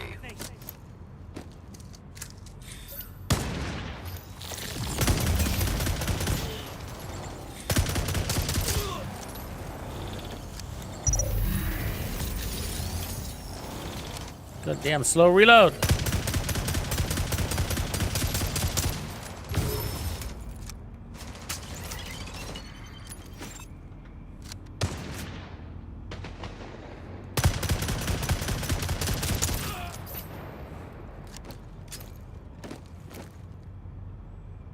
This feels more like realism mode than realism mode.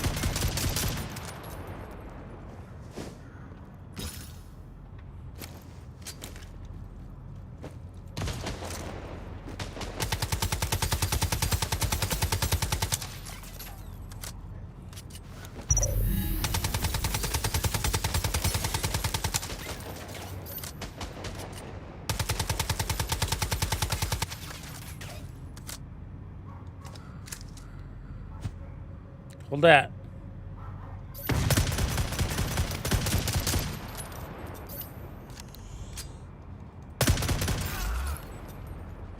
Loot! A nearby agent has disavowed the division.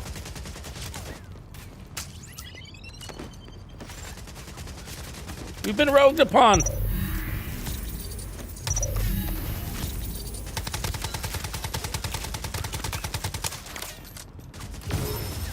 Serious trauma detected. Agent deceased. Oh, I'm deceased.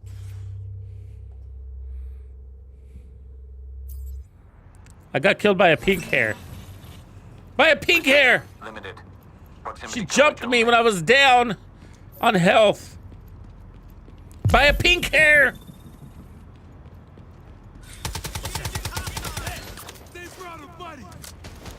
Signature ability ready. What's really cool is, you know, I think I had a couple of pieces of loot in my bag, no big deal. But you're still getting all these other rewards just by that you can't get hacked from, right? It's always a good thing.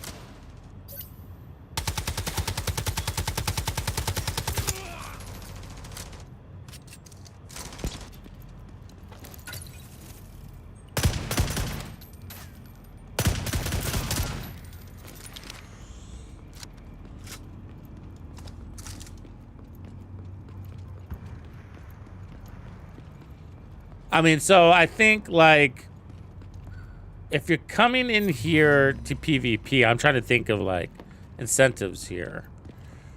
Like, it can't be to gank somebody's loot. Right? I think you're coming in here. If you're going to PvP, you're going to PvP for the fight. Can't imagine it's for the loot. Like, oh, I got to get his loot because it's so rare to get loot, right?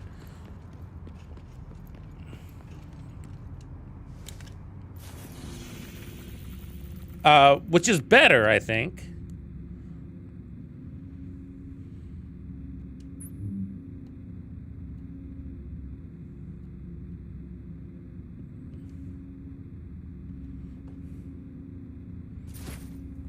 And not as punishing. And the division model isn't bad, man. Like, I think.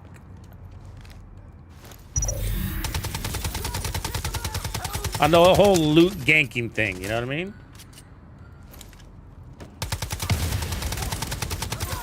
For one, you know who the bad guy is. And they can surprise attack you and stuff like that, but... I mean, like with Arc Raiders, as an example, it's like... when there's a bunch of people around and somebody shoots you, they can fade into the chaos. And you don't know who it was that shot you. Even if they're wearing a distinct outfit, you know? It's like... everybody kind of looks the same.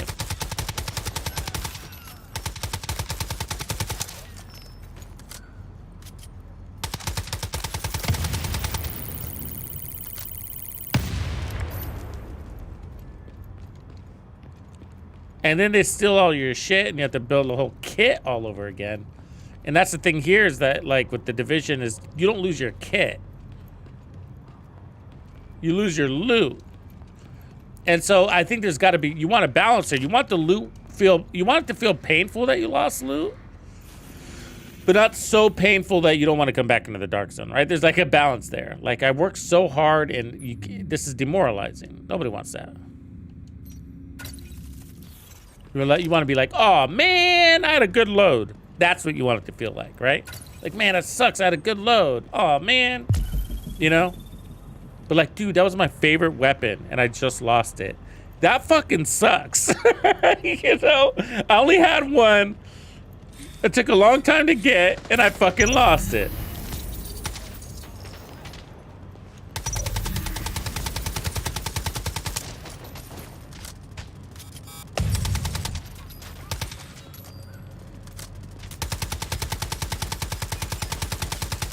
And so what I have a feeling is going on here is that the devs are dropping enough loot here where it's like it's a quality farm, but if you lose shit,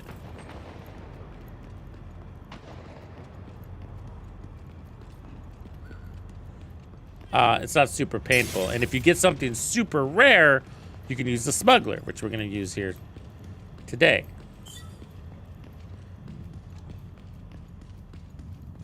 Okay, we're in the subway, folks. Look out for hunters.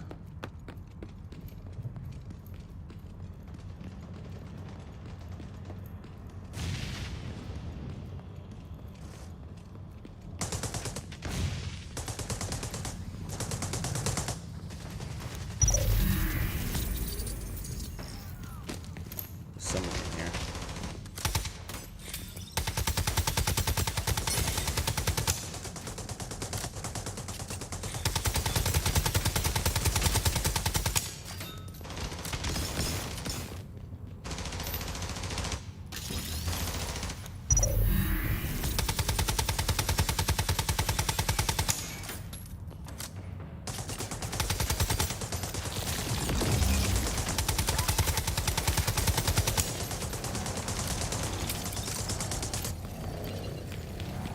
Ah, wrong way. No output.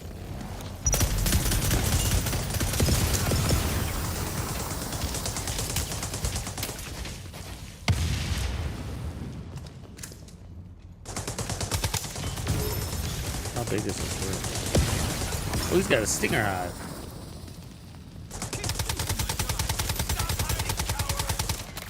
Is there a bunch of them in here? I can't fucking tell.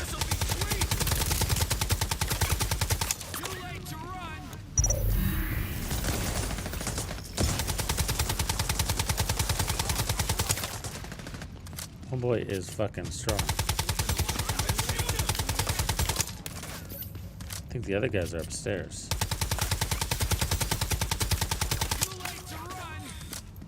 Oh, there he is! Oh shit! I'm running!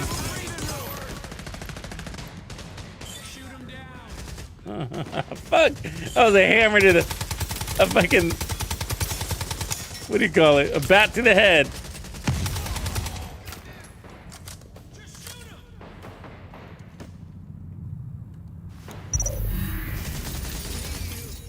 This guy doesn't want to fucking come out. He's playing too smart.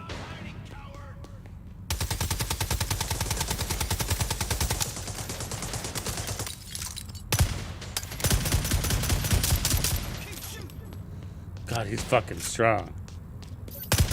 Or I'm really weak. Could be that.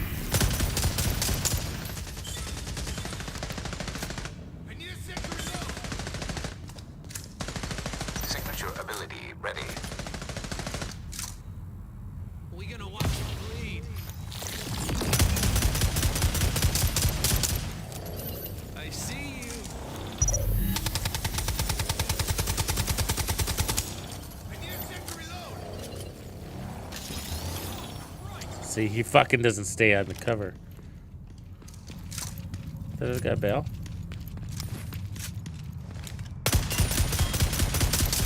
Stop hiding, coward! Damn it, do something! I see you. Oh, right.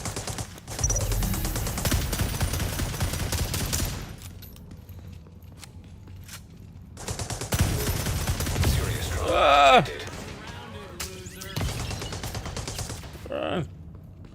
He's just too tanky for us. And our fucking meter. We gotta get out of here. That's why he left. Our poison meter. Shit.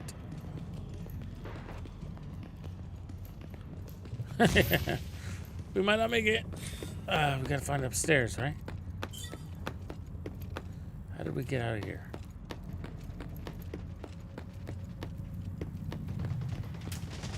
I don't know.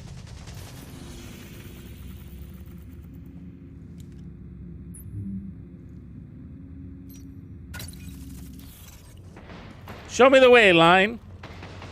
Before I fucking die. Oh, good. Okay, we gotta get to that safe house. Let's see if that works. Let's go try a new mechanic.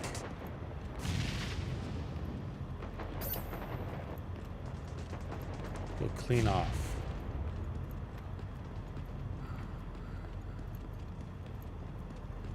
Let's go hose ourselves out. LSP, you want to play in the Dark Zone? Come on in.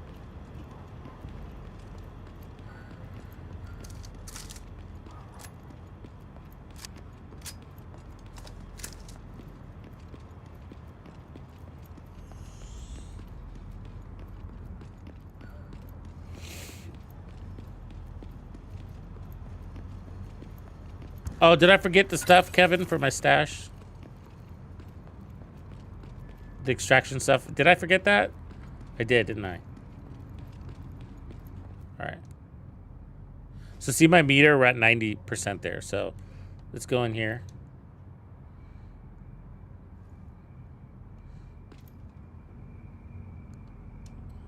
Well, let me. I think it's thinking about it. Here we go. Okay, so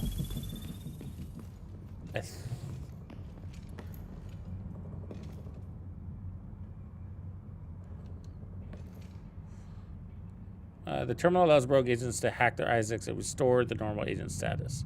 But I am not rogue. It's for mana shit. Okay, okay. Let's use the smuggler just to show you guys how, so you don't have to spend your points. I don't think I have anything super exciting in my pack. So reset infection level. We want to do that. This will buy some more time. So the cost is 50 of those dealios down there. They're called DZ Intels. Okay.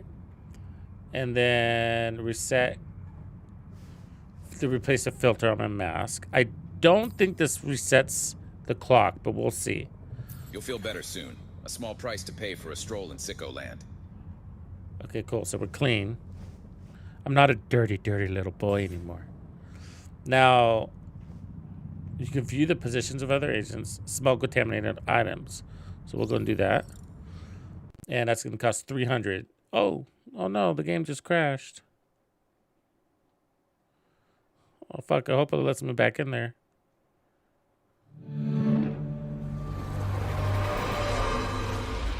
That was my daughter. Ain't she cute? She's much older than that now.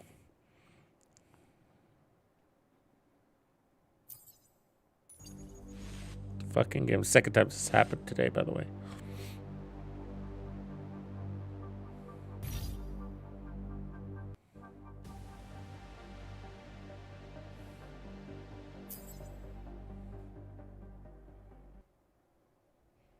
Night again.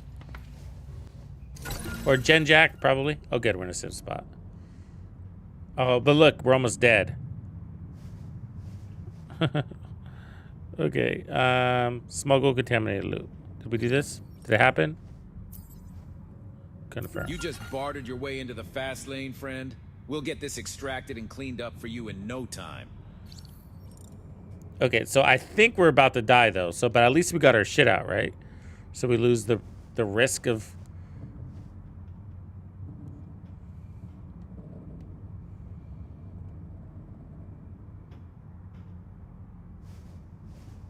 Was that a man's voice on this girl? Be seeing you, agent. I'm stuck here. This happens on these interactions.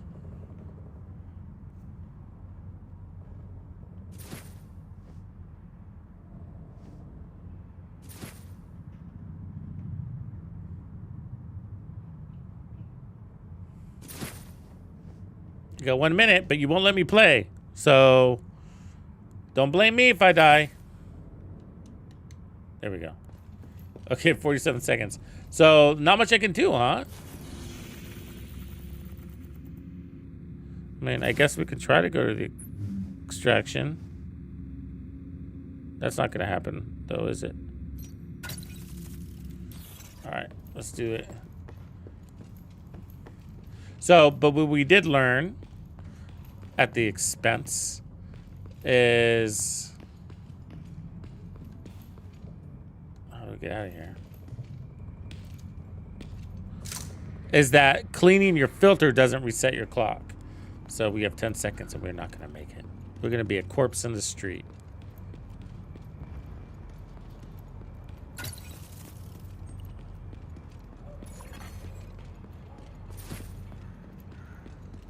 No, it's happening. It's happening. It's happening.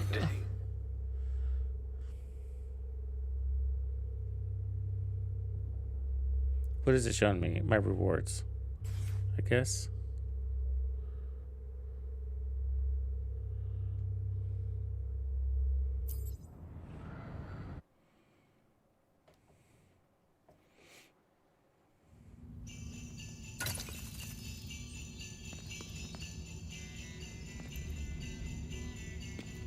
Okay, so last time we forgot to go to our stash. Let's do that. 2 packages. Dead drop. I'm assuming that came from the smuggler. Does it say? But we only extracted twice, so this would be one of them. What is this? M700.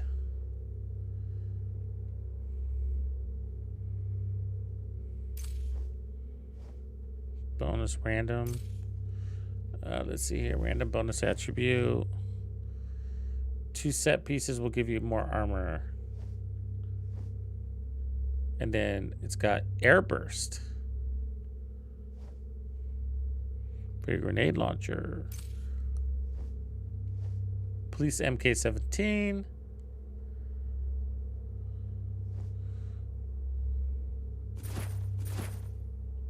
All right, so we got a bunch of shit. I feel like I'm gonna end up with one of these situations where I'm just gonna have a nightmare of a backpack. And I'm gonna have to clicky, clicky, touchy, touchy. You know what I mean? To clean it up. So let's go here. See if we want to check out this rifle. So this is a battle rifle where this one would be a sniper.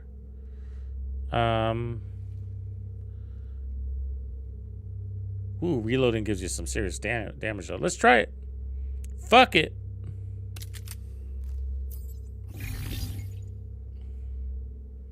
And I did want to look at this one. This is an AR. And I wanted to try another AR besides the AK.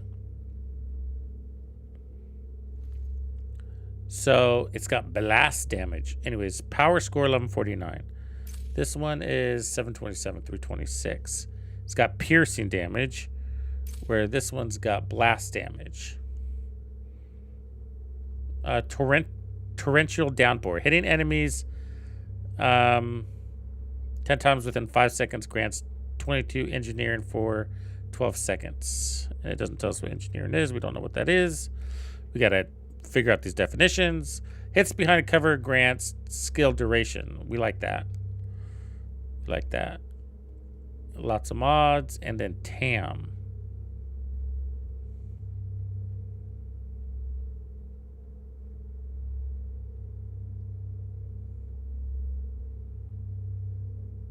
As TAM, just proficiency, I think is what that is, right?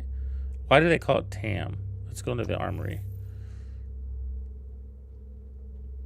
Tactical level 1, tactical augments, that's why. Increased weapon critical hit damage by... See, look at all these fucking level up systems, bro. You forget some of this shit is even here. You know? So then you got proficiency over here, and you can level that up, right? And claim this up. Oh my God. Every weapon, right? So basically just every weapon. So if we go to the rifle that we were using, this German one,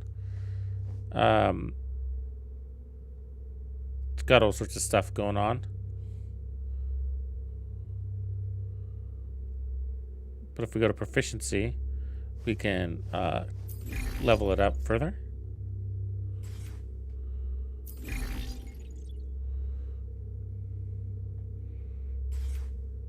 I feel like when you have so much shit in a game like this, sometimes it's just like, just click it. Just click it.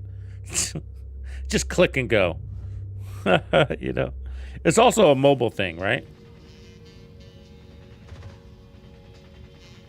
Okay, so let's switch ARs. I want to try this new one.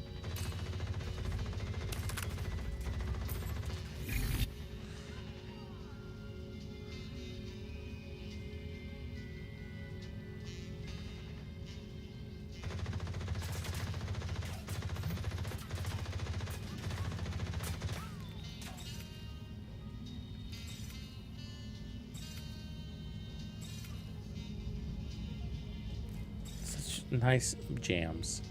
So this one's cooldown recovery when you run multiple pieces. Otherwise, what am I getting out of you? Just a little damage reduction. This one. Magazine size, rate of fire, skill, and headshot damage.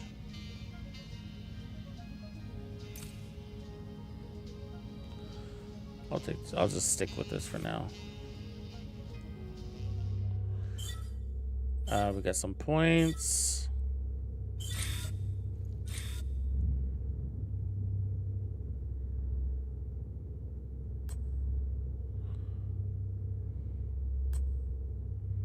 What's wrong with you? Why won't you upgrade? I got plenty. Upgrade. There you go. Just multi-touch. Touch me. All right, cool.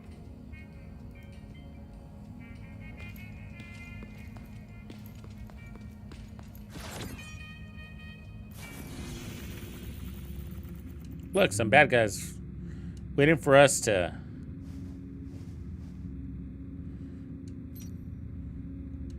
test our new weapons on.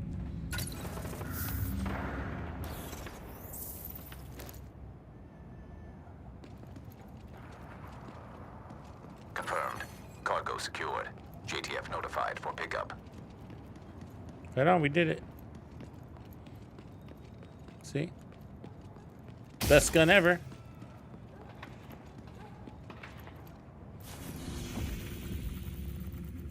Oh, we gotta go to this fast travel point so I can fucking unlock that. Since we're here.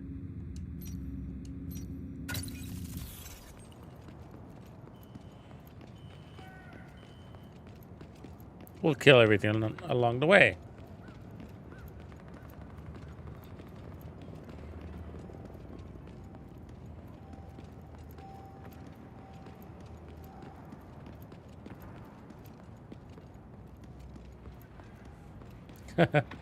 Which show?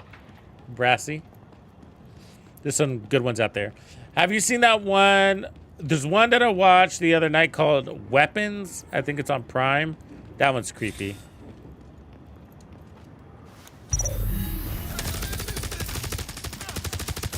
It's like a G36, isn't it?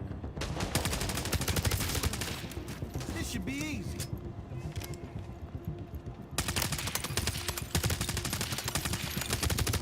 Almost finished them all. Execution. And CIS. Origins, it's like 300 years old. There's another one that I watched. Something really bad is going to happen. That was good if you haven't seen that one. I think that's a Netflix one. Okay,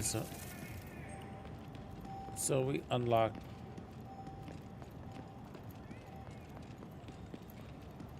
Faster movement, right?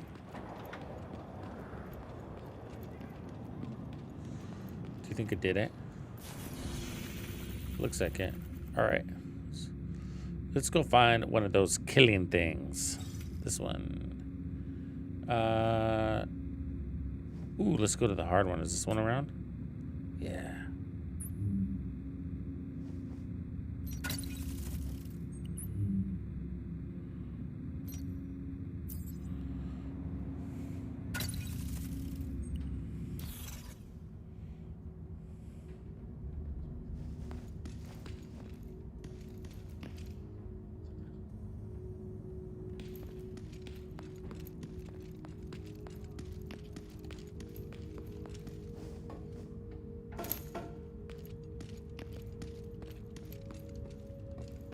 What's Grim Up? You mean the one about the monsters? Where they were like werewolves and vampires and that grim? I think that was filmed in my backyard.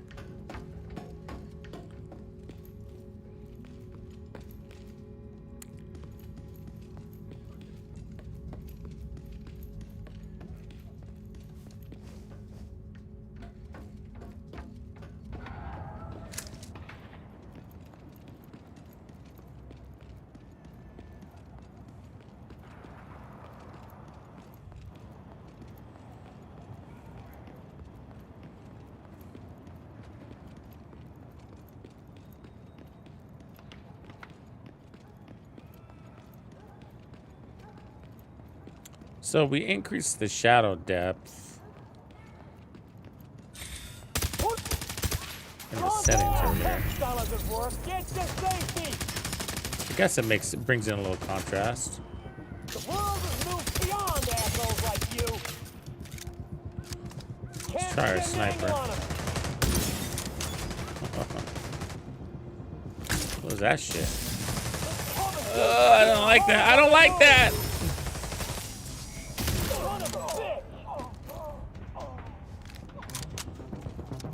Got eyes on a bed.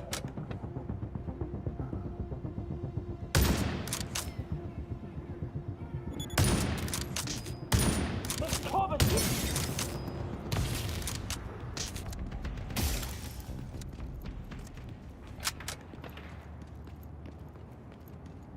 Yeah, I thought so. The Grim, that's what it was called. Yeah, it was filmed here. We get all the weird shows.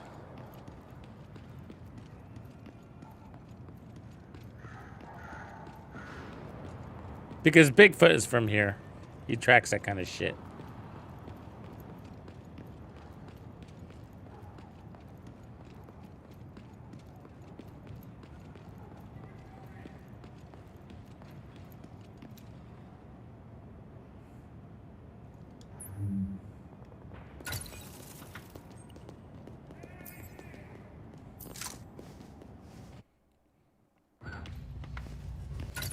Portland is very weird, yeah.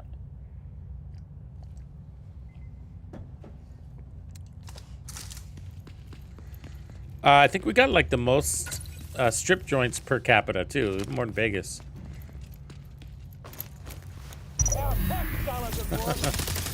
and shit like that.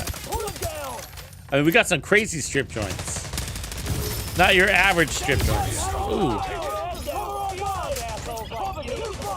I think we got the world's smallest strip joint too.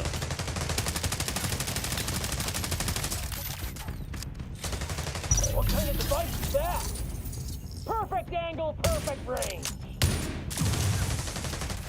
These guys are very strong. Signature ability. Cover all guys! Does anybody have a shot? But keep your head down. Contact! Getting serious. Perfect angle, perfect new cover. Got eyes on a bed. Damn, they're strong. It's like escalation mode. Cover all guys! This cover's useless now. Our tech hard is healing up. They're trying to flank us. Got him lined up just right.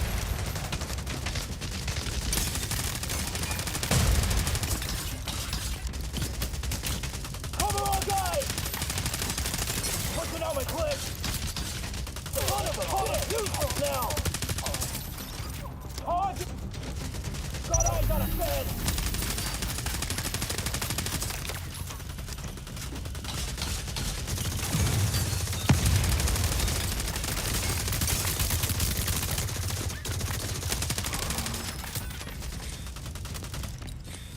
Never should have come here. Get to safety. Agent in Put need him of down. backup. Under fire. End this shit. Never should have come here. Put him down. They're trying to flank us. I don't think we have reviver hives. Perfect angle, perfect range. Time to end this shit. Come around while they're healing. Found you.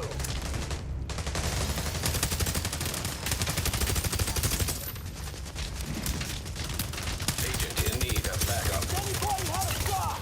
Got him lined up just right. Contact! Oh, it's useless now. What kind of device? Got eyes on a bed. Cover all guys. Serious trauma. Ah! Target is healing up. Serious trauma. Ah! Oh, there's a car here. Anybody have a shot? Fuck. Agent deceased. I didn't see that little fucker. This one's hard. Very tanky. These guys. Ability ready. Keep them covered while they know, Gallagher. This is getting serious. They're trying to flank us. Got him lined up just right. Get behind someone else.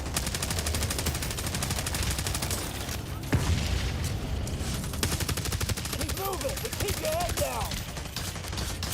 Keep hard while they know. I mean, even this fucking car is tanky. Agent in need of backup. It's going around fucking killing everybody. They're trying to flank us.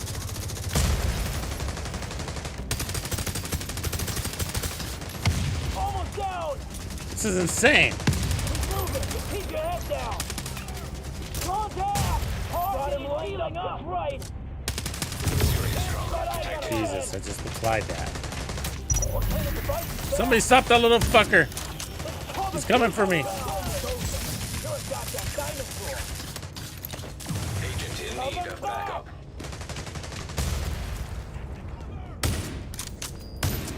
Got him lined up just right.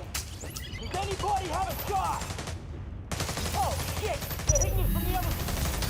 Got eyes on a bed. Gotta find them. Keep moving, but keep your head down. Got him lined up just right. Serious trauma. Ah! Son of a bitch! What kind of device is that?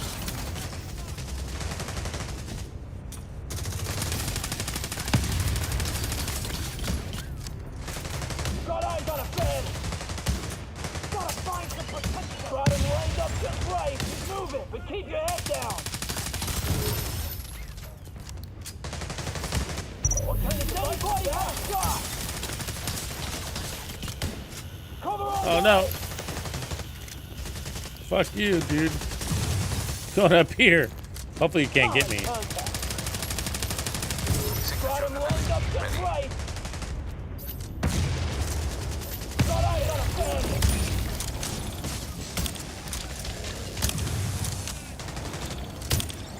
Hit him now while they're healing now.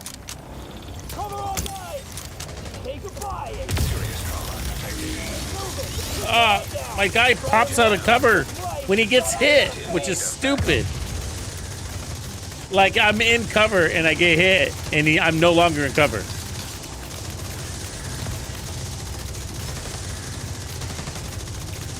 Agent deceased.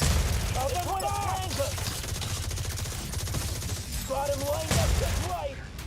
Contact! Does anybody have a shot?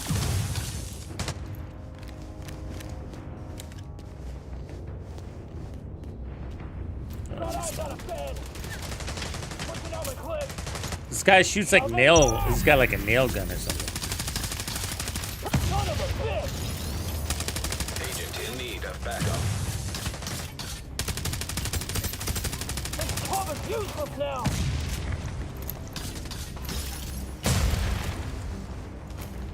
Contact! Target is healing up. Moving to new cover. Got him lined up just right.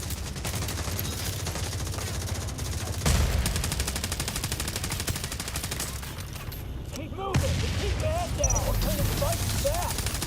Playtime's over. Agent in need of backup. Got him lined up just right.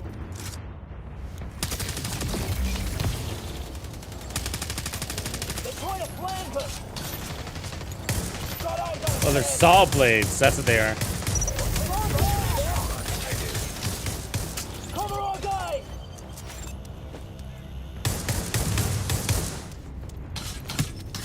Keep moving and keep your head down.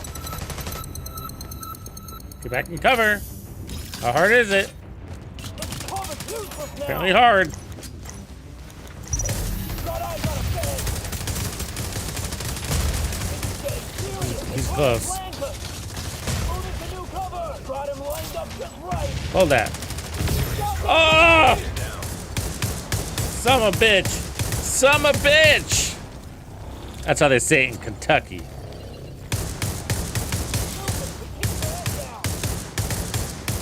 Agent deceased. Oh man. Apparently there's infinite respawns. Ability ready. They're trying to flank us.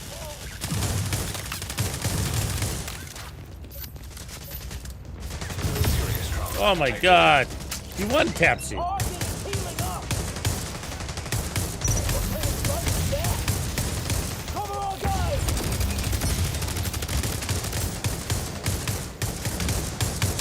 Cover's useless now. Somebody's in there with him? You're crazy.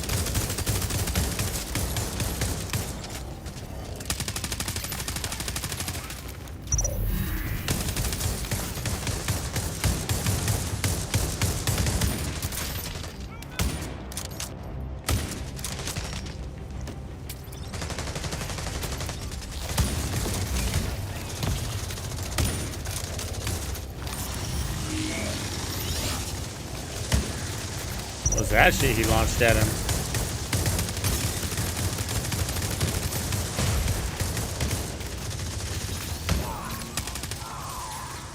Oh my god, did he die? Fuck. Holy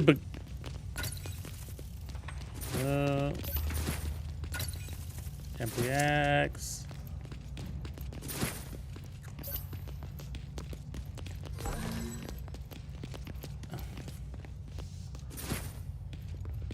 That's very Division 2, right? Put some holes in 'em. So just so strong like that. Does anybody have a shot?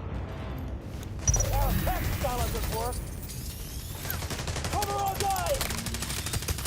Shove them back. There's levels to these though. They're not all like this. I picked a hard one. I didn't think it was gonna be that hard. Trauma detected. Got him lined up just right.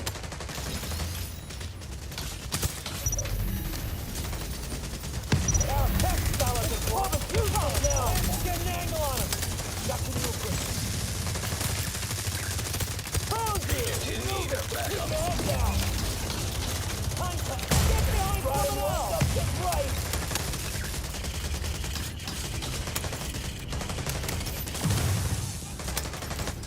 Our tech style doesn't work. Does anybody have a shot? Keep covered while they Oh, come on, one tapping, bro. This is like legendary. Got him lined up just right. Agent deceased. Son of a bitch. Well, at least we're learning our lesson. Signature ability ready. Angle on him. Target is healing up. Cover on guys. Got him lined up just right.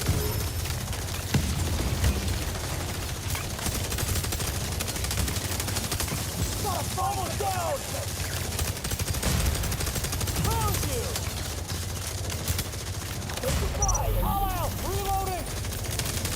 Steady ball. Serious trauma detected. Agent in need of backup. Need a repair on my armor. It's got the same don't go down mechanic, like second chance mechanic that the Division 2 has, where they'll break your armor, but you won't go down all the way. Can't get an angle on it. The device is back. Keep moving and keep your head down. Gotta find some protection. This is getting serious. Long lined up just right. Keep it covered while I move. Okay, the device is back. Can't get an angle on it. Hit him now while they're healing. Found you! We need that tech. Repairs on the way. Hold on, I got ya. Can't get an angle on him. World has moved beyond assholes like you. Got him lined up just right. Keep him covered while I move. Damn it, oh, come on. Agent in need of backup. Solid, found you. Repairs on the way. Hold on, I got ya. Agent in need of backup. Perfect angle, perfect range. Protection. God damn. Signature ability ready. Does anybody have a shot? Serious trauma detected. One bullet too. Got him lined up just right.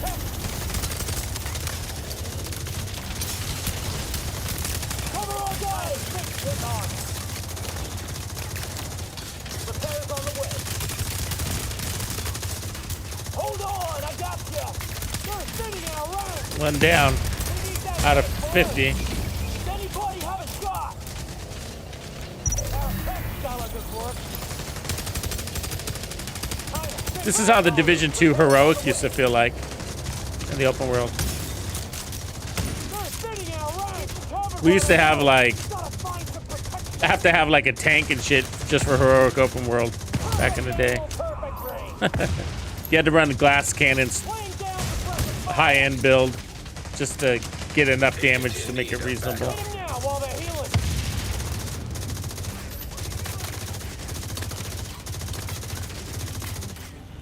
Can't get an angle on him.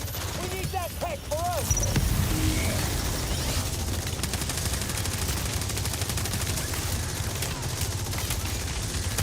Gotta find some. It's just you. Oh, it's not. It's not. Get to safety. Put him down. Then back. Tech solid. Need of backup. Behind him. Hit on. Got him lined up just right. Can't get an angle on him. Serious trauma detected. No. No. Reloading. Hit him now while they're healing. Agent Oh, Sitting out rank. Shove him back. good lord. signature ability ready. Agent in need of backup. Oh, it's really tough, Shenlong. You missed the part where I spent like 20 minutes tweaking it today. The whole first part of this stream was dedicated. Yeah, there's a lot of chatter about it. Hit him now while they're healing. A lot of chatter about it.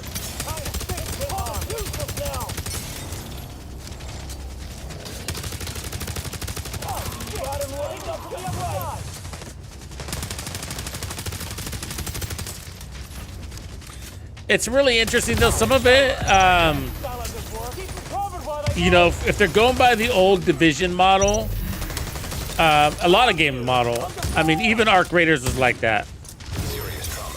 God damn. Where the handling was really bad at first, and then it progressively gets easier. You know, as you level up and your character gets more abilities. I don't know if it's gonna be that way, or if it's truly a sensitivity issue. But it wouldn't be my first game where I play where it's a pain in the ass at the beginning and then the handling opens up a little bit more. Might even be a little bit of both.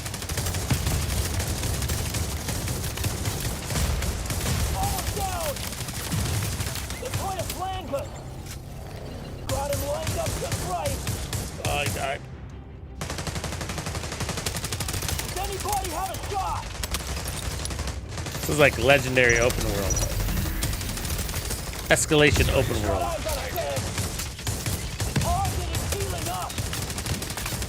Agent in need of backup.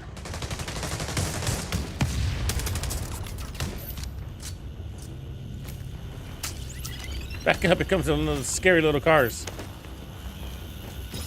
Go away, car. Fucker. That's what they all are right there, those little engineers.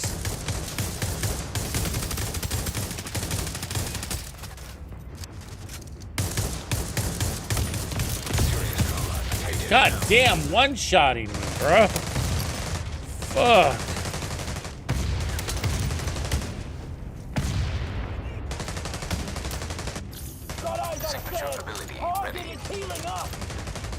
Yeah, I mean, I'm using a controller, but it's still a pain in the ass.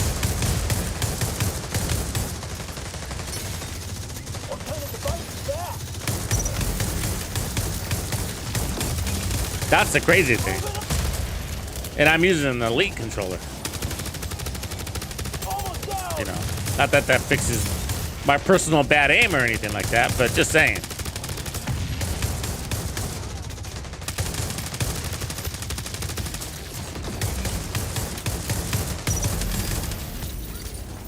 Oh, that reminds me. I saw a bunch of these dicktards.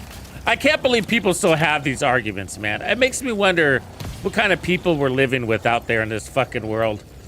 I gotta say, I was watching like one of Toasty's, you know, it's this guy that just basically speedruns difficult content, I guess. I don't know what he does. But anyways, I caught this guy's video. His name was Toasty.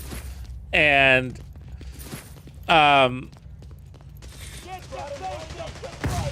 the comment section was like, one guy says, oh, Toasty's like the best player in the Division 2, you know, something like that. And then somebody else is like, no, he's not. He's makes so many mistakes. I watched him do this and I watched him do that. I make less mistakes than he does. I'm a better player than he is. That's such keyboard warrior shit. You know what I mean? Like, where's the proof, man? Show me some fucking receipts. You know what I mean?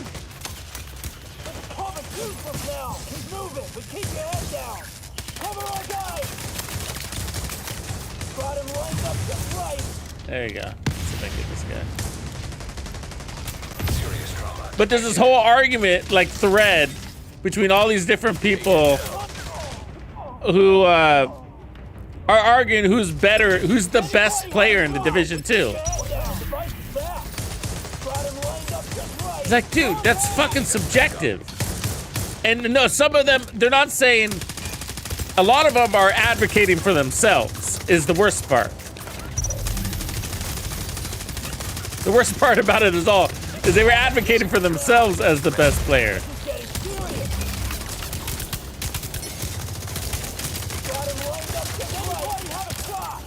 This is the lightest weight guy here. He's the fucking rusher, bro. Wow. And I'm just like, what are these fucktards doing? Who argues about, I'm the best player in the Division 2? There's tens of thousands of players. How would you know? You know, and why do you care? That's like not a thing anymore, right? I still don't get it like that. There's these competitive, you know, tournament games. You know, that these games put on tournaments, like COD tournament, you know, and, you know, the Shroud squad was won the thing or whatever. It's just like, I don't care. Guess it's me. Just silly old me. I mean, I get that gaming can be considered a sport like chess. That's basically what you're doing for it there, but in the gaming world where people hide behind their keyboards, it just creates a little bit of toxicity is all it does.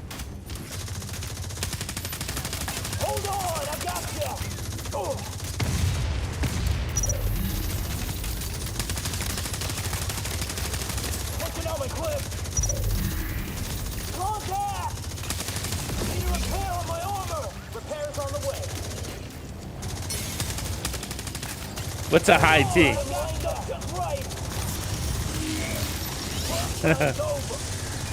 What's high T? What do you mean by high T? I don't know if I've ever had a high T.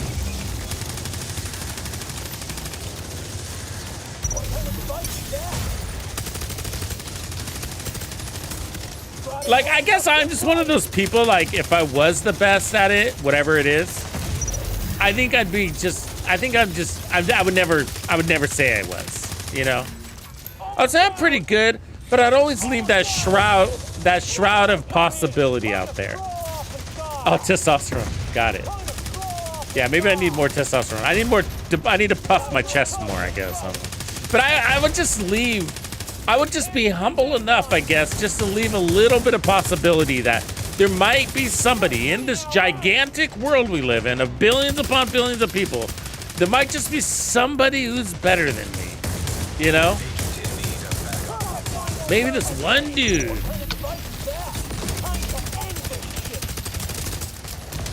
Call me crazy. Call me cray cray. Uh-oh.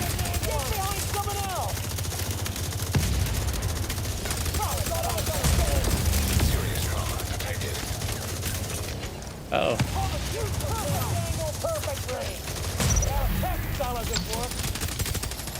No, I just can't believe it's a fucking argument. Like, are you guys not adults? Maybe there's more kids entering the game. I was thinking that. It's like, maybe there's kids. God damn.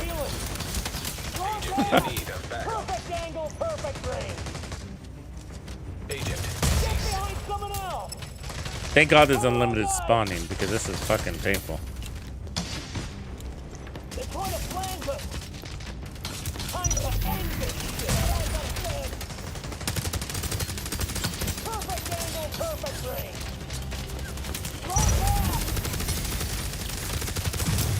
I've met some weird motherfuckers on the internet, though, playing video games.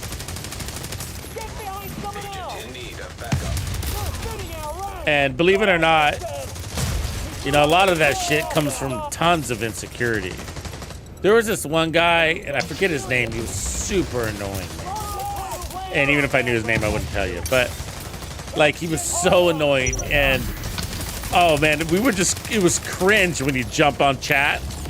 Not streaming chat, but like in-game chat, like in party. This is when we used to raid a lot, when I used to raid a lot. And so we'd always have a party going. Even if we weren't raiding, we would just always be on a party chat. And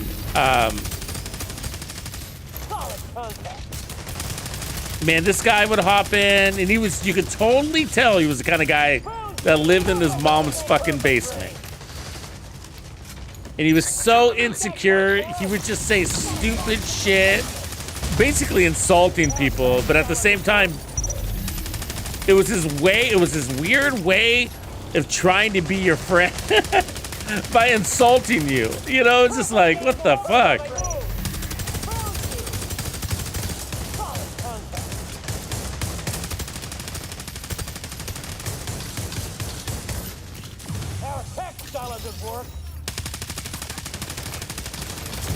I mean, like, I don't give a shit that much, you know, but like, you know, more me. I'm more like kind of like, hey, I'm moving on. You know, whatever. But like, it got so bad to the point where like I had to just tell him, like, dude, you gotta dial it back, man. You're like, you know, he wasn't in our clan or anything like that, but he was on the. He would be the kind of guy that would friend everybody. So if you were on his friend list and then he was in chat, he would friend everybody else in the chat. And so even if you blocked him, he would still be able to join the party, right? That's still a thing. Oh my God. But there's some toxic ass people out there that's so hard to believe they exist. It's like, this person is he's real. He's a real person. And he's like that. I wish I could give better examples of what he said, but it was outlandish shit. You'd make people very uncomfortable. People would be like, who is this fucking guy that's on your chat right now? I'm like, I don't know, man. I can't get rid of him. I keep giving him second chances. Finally, I blocked him, but like after many second chances, you know? You guys remember that guy? Anybody remember that one? He had a weird name. He had a funny online name. It was like something funny like Mr. Happy Pants, something stupid like that, you know.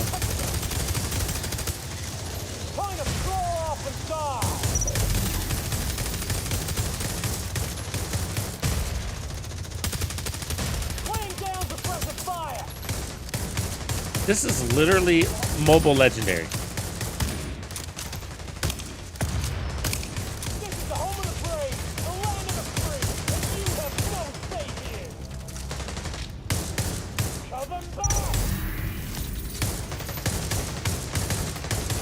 What up, Shen?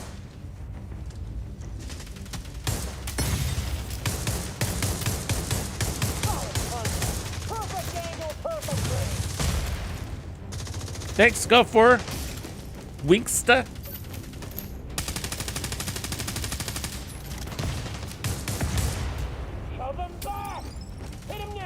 Probably Division, that's mostly what I play. Go. But also I've done my share in Arc Raiders, First Descendant.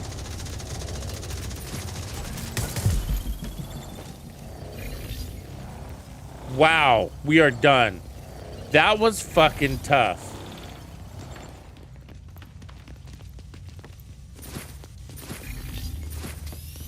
Wonder how big my stash space is. I haven't been watching it, but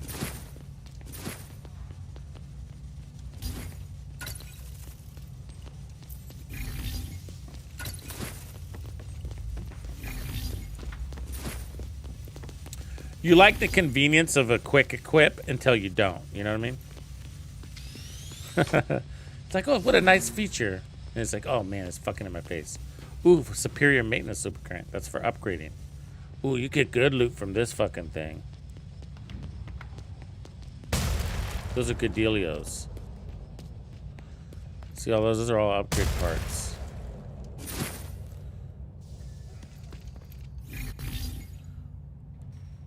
But I feel like I could be stronger. Ooh, look at that. That's challenging level. Derelic challenging. Wow, I wonder what heroic feels like. But you get some good shit out of there.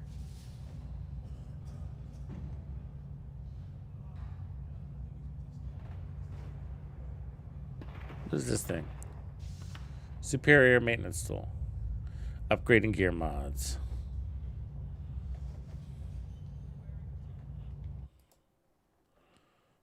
Dag! Yeah, people flexing on you, Dag. Yeah, I was just talking about that. It's like, what the fuck? You know? Like, people come into the chat, it's the worst thing.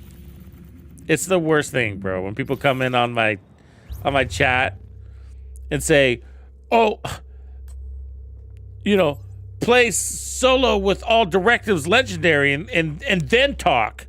It's like, I'm not bragging about anything. I didn't say I was the best fucking player in the world. I'm just having a conversation, talking about gear and Division 2, regular, everyday conversation, and people just come in start getting competitive with me and shit. I'm like, I'm not doing anything. I'm not asking for competitiveness right now. Like, why? Why? But it's irritating. It's irritating because they're measuring their dicks. You know what I mean? And this is like, they don't have the receipts. I'm the only one with the receipts. I'm online. You know what I mean? I'm streaming. Where's your stream? Show me your gameplay. You know what I mean? It's like, oh, your aim sucks. It's like, where's your aim? Let me see yours. You let me see it. Mine's better than you. I land 100% of my headshots. It's like, I get that shit all the time. I get this comment the other day, a couple weeks ago. This guy was saying like, I keep my cursors on the head like 98% of the time. I was like, dude. I was like, this was a comment on my channel. I was like, you should, man, you should create a video and put up a clinic, man. I think people in the community like to see how you do that. You know what I mean? A nice way of saying, show us proof, right? 100% fucking accuracy on the head is incredible, bro. Incredible. I was like, I got like, I'm in a, you know, low 50s, high 50s on a good day, you know, 50% a headshot or 50% accuracy, not headshot, but just accuracy. You know, and I told him like, I'm happy with that. You know what I mean? But you have 100% headshot accuracy, bro, you know, you need to put on a clinic. Just share. You know what I mean? Like, it's just like, you know, this is no way, right? We all know that. Bullshit. It always comes from a PC player, too, by the way.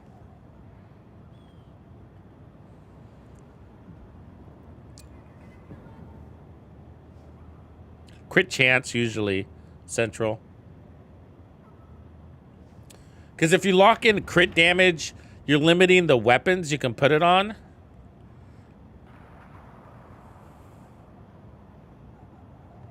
But if you put crit chance, then you'll keep it open for things like the pestilence. You know, these, what is it called? The Big Alejandro, the Sheriff Shotgun. You know, there's so many weapons that just don't have the crit chance. But if you put all crit chance on your striker pieces, then if you happen to hit cap, then at least you can shift everything else to crit damage.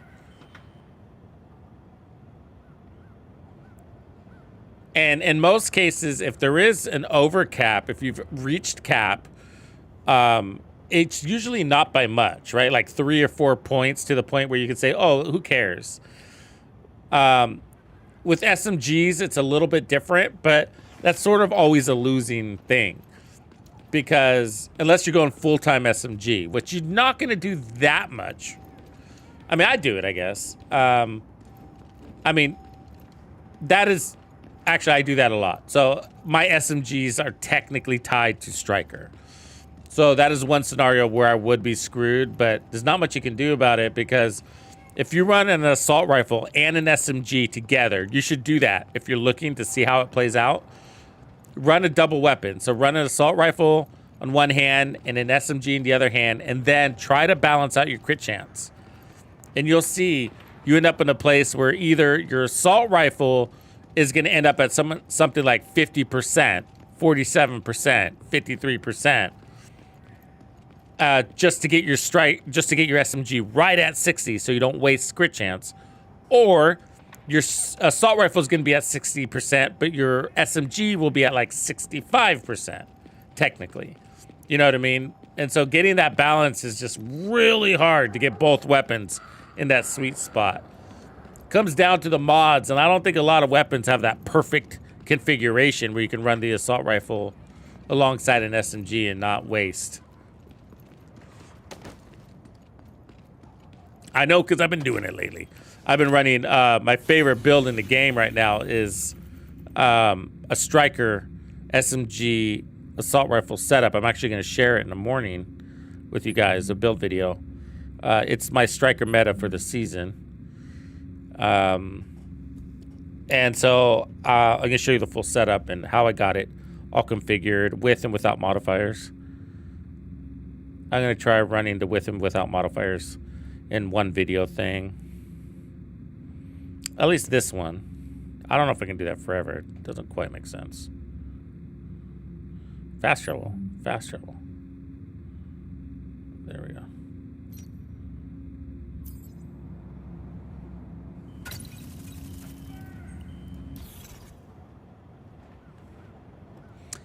there's a thing. I mean, I think, I mean, I want to have a debate about it a little bit, but I put out a post the other day where I was saying, let me pull it up so I can show you guys the results. But I put out a post the other day where I asked you, you know, do you want me to build videos with modifiers, without modifiers, or a video with both? Obviously, there's a cost, a time cost to you and to me, because I got to do extra recordings, create an extra build, tweak the build for modifiers and without modifiers, swap pieces to make it make sense, because, you know, I as you guys know, most of you play this way too, I create holistic builds, you know, and so the modifiers are part of it because they're a tool. I'm not going to not use modifiers. They're awesome.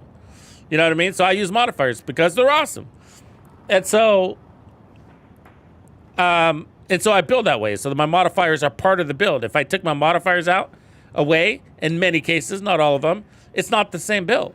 You know, it's just a different build. Maybe I put all of my survivability into the modifiers so I don't have to put it on my build so I can pump up the damage, or vice versa. You know what I mean? So I put up this post because I've gotten a few comments lately where people were saying, run it without modifiers and then talk. It's just like, Jesus Christ. You know what I mean? Anyways, so I put up this post. I gave you guys the options, and 37%, which is the highest, selected show builds without modifiers, clean base version. Now they chose that, you guys did technically, over show both versions in the same video, with and without. That got 25%. And then 25% selected show builds with modifiers. And then 13% said no preference. So that's weird. So if most people say, well, I've asked, it's the same question, sort of. I've asked questions like, which build do you want to see? And I'll give you some options because I have a couple in lineup. And then I'll ask that question, which build version do you want to see? And one of those is, you know, the highest damage version. One is with the most survivability. One is perfectly balanced, you know? And everybody always picks, well, give me the highest damage version, you know? So it's really interesting because what you're asking for is show the build without modifiers, the clean base version. It's technically not the strongest version, and it's not the version I run, because the one I run is the one with the modifiers, right? So I'm having to give you a different version of the build so you can, you know, I guess see me survive, which who gives a fuck about me, right? Run it without modifiers and then talk. You know what I mean? Like, who gives a fuck, you know? What are you talking about? You want to see is it about my skill level? Is that what we're talking about here? I like the modifiers are a thing, you know what I mean? It's a thing. Like, why the fuck? My question is, and there are people that don't use modifiers. My question is, why the fuck are you not using modifiers? What is wrong with you? You know what I mean? Modifiers are fucking awesome. You know? Why would you not use modifiers? It's like half of the season. You're just playing the Division 2 from 2019? That's the Division 2 you want to play? Not the Division 2 in 2026? You know, it's just like, that's such an old version of the game, and we're lucky to have modifiers because the season would be boring, even more boring. If you think the seasons are boring, and if you're complaining about the same old content and the same old striker build, run fucking modifiers. It's not the same striker build. It's a different striker build now. It's a striker build with unlimited cooldowns. It's a striker build with an extra 140% headshot damage. It's a striker build with a very large mag. Whatever you want it to be striker build. It's a different striker build. Yes, we can't rename the striker build or change it from green to pink. It's still going to be green. You know, what do you want? You know what I mean? That's just weird. It's just weird. And so this is the thing that I think people don't realize, you know, is that there's no evergreen builds anymore. That's gone. It's done. You know, if you're looking for an evergreen build, really, I think that you're missing out on a lot of fun in the game. It's possible to make an evergreen build. You know, run your striker with the Lexington and you put it on every day and never change a thing, even though they come up with new gear. You know what I mean? But like, there's going to be new gear. There's going to be new modifiers. There's going to be new climax missions. There's going to be new hazards. You know, there's going to be all this new stuff coming, but because you're going to want this evergreen build that's based off of a setup without modifiers, then, you know, why? You know, and so it's just like, why not have a build that's only good for 4 months? I mean, that's the model I've moved to. You know, I've moved to a model like builds are 4 months old. And there's always going to be a striker build, but it's going to be a different striker build next season. Even if it's the only thing that changes the modifiers, even if it's just that, you know what I mean? But what I'm going to look to do is come up with a new, better striker build for Year 8 Season 2 that might only be the best build for Year 8 Season 2. And then when Year 8 Season 3 comes, I'm going to have a good time tinkering to discover the next version, iteration of that build. But, you know, and sometimes that striker build might have all hazard protection and be running the backfire, you know? And then maybe that build won't have as much hazard protection anymore, but still run the backfire because I'm going to have another source of hazard protection. And so it's just, and, you know, and that's the level of granularity that you're asking for when you ask for, show me the build without modifiers, the clean base version. You're basically saying, show me a build from 2019. That's basically what you're asking for, right? It'd be like, what? Haven't you already seen a striker build? I mean, don't you know it's already strong? Why do you need to see it without modifiers? Why do you need to see a striker build without modifiers? That's another fucking question. Did you just get here?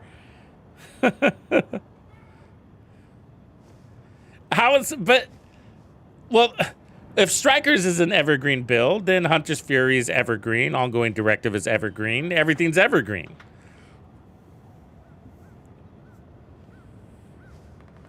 Strikers is not a build all on its own. It's not an evergreen build. Strikers is a gear set that you can take in 15 different directions, at least.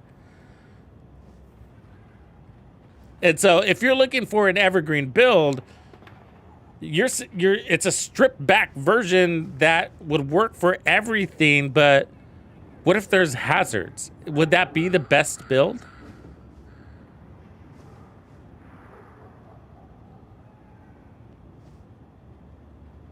I don't know. I just don't think they really, I think that you could put together a very strong striker build that's all red and your favorite AR. That might be a great evergreen build for that day or that season, but it is now obsolete the following season. There's probably a better one.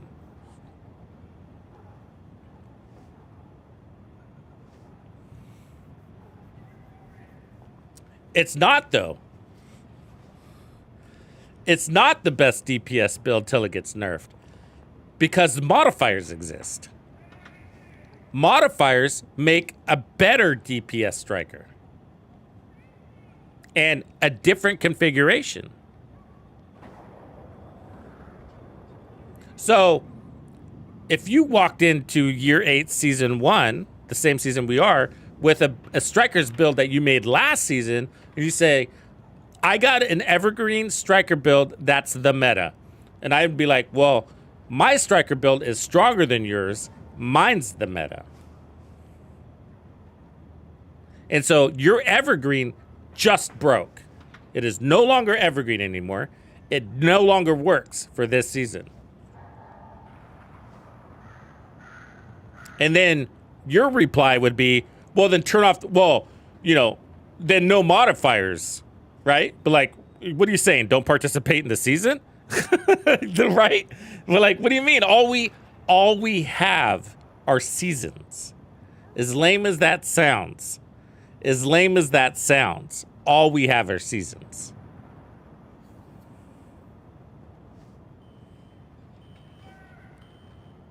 You know what I mean? And so, like, if you don't play with modifier, like, that's my perspective. I realize the other side of the coin, and I get this sentiment, are there are players that don't participate with seasons, and a lot of them are, so I don't want to say a lot of them, but some of them are like the speedrunners, right? It's a big deal. Like, if you watch a speedrunners video, one of the questions are, turn off the modifiers and then see how fast you're going. And then the speedrunner will say, I'm not running modifiers. So this is a thing. This is obviously a thing in the speedrunning world. Apparently, if you're going to speedrun content, you're not allowed to run modifiers? What the fuck? Why not? Because it doesn't count as a true world record if you do? Why not? Where's the law? Where is the law that says, where's the rule? Where's this written down? You know what I mean? This is a made-up rule. This is not a thing. You can have a speed running record that is only good for the duration of those modifiers. Right? The world record for year 8, season 1. That can be a thing. You know what I mean? And so I get the logic where and I understand, you don't have to explain it to me, but it's just weird, right? It's just, there's these made up rules that's like, why not? If I want to run modifiers in speedrun, why can't I? Why does that bother you so much if I want to speedrun with modifiers? Why does that hurt your feelings? Why do you take it so personal?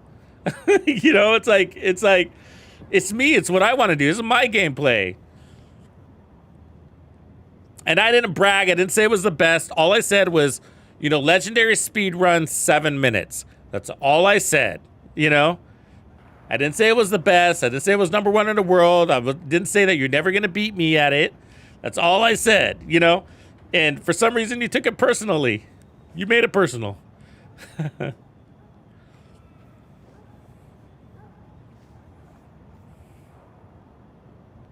Yeah, that's true, Grumpy. Yeah, that's what I was about to say. Thanks for getting me back on track.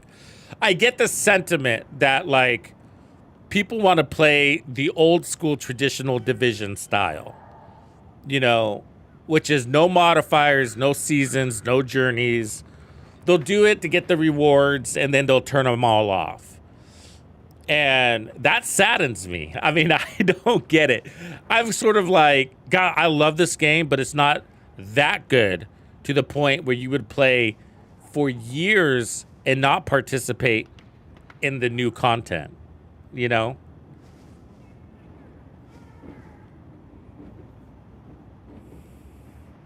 And the part of me that doesn't like modifiers is that I don't like it when I get something that's really cool and then it goes away, right? Who likes that? Nobody likes that, right? You want it to stick around forever. And so it does bother me. We got these really cool modifiers and now we don't got them. That bothers me, and so you're hoping that next season's gonna be really cool, but there's no guarantee, right? We had a whole season with companions. Those fucking sucked.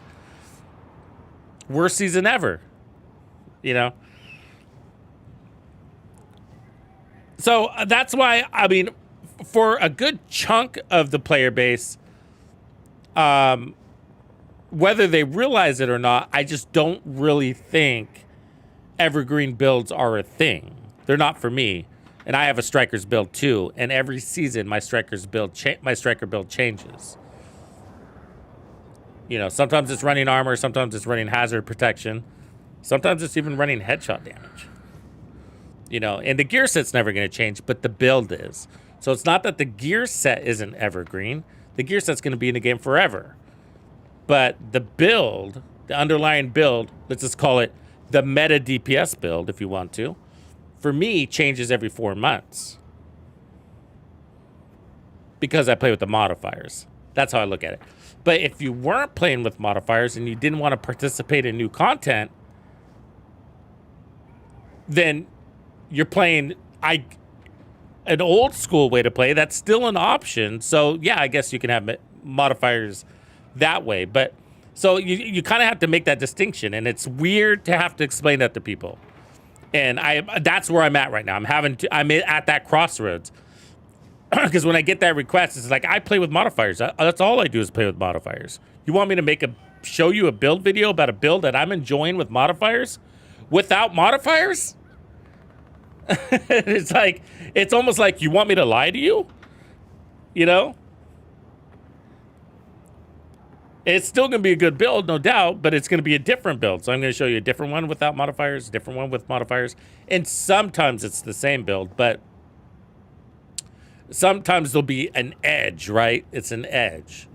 Like Big Mag, for example, right? You can make a really big mag this season, and it's the same build without the Big Mag as it is with the Big Mag, but one of them gives you 150 rounds on an assault rifle, and one of them you have 50 rounds in an assault rifle.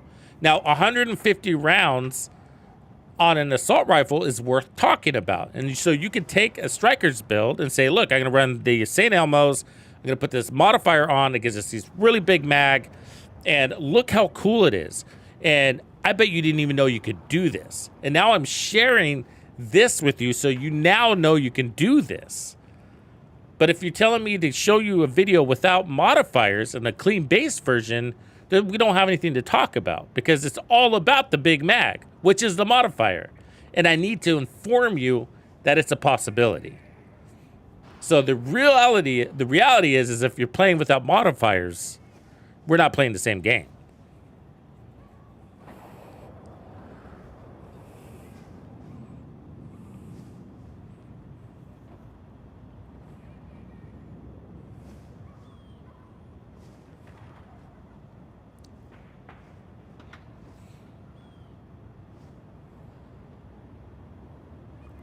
You never had hot swap in a true speed run? Oh my gosh.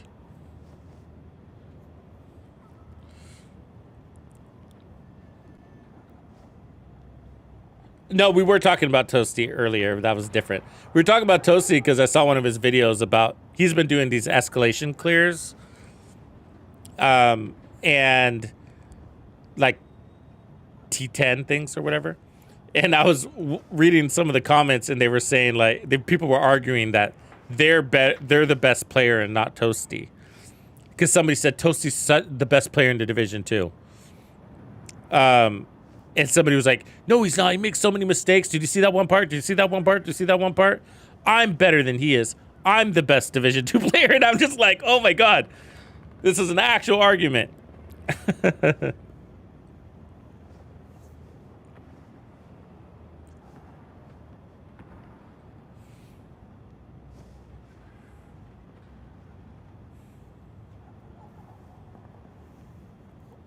I don't think so. I think he was saying himself in his video that he dies plenty of times. He doesn't even recommend playing at the tier 10 on some of these missions. That they have to play it many, many times to be able to do it. To be able to complete it. I think they're pretty hard, even for speedrunners. I mean, he was saying, he basically runs the same build, I think, in all videos. He's running a striker build with Frenzy, Vigilance backpack. And he was saying that, I was listening to one of his comments. He was like, man, I just put like 100 rounds of full striker stack into that guy's face, and then he healed through it. Right? He healed. You know, they can heal, right? They can self-heal, the NPCs. I don't know if you caught that in Escalation. And he was just saying he just healed through it. He goes, that feels fucking awesome. He made a comment about it. He's like, that's a really interesting mechanic that the devs added. Like, I can't remember exactly how he phrased it, but he was right on. It's just like, that is fucking stupid. I mean, basically saying that is a fucking stupid mechanic, right? That you can pump full mag of Frenzy, striker stacks, and all that shit into somebody's face, and they'll heal through it. It's just fucking stupid. It's just like, he said it better. I can't remember, but it's pretty hard up there.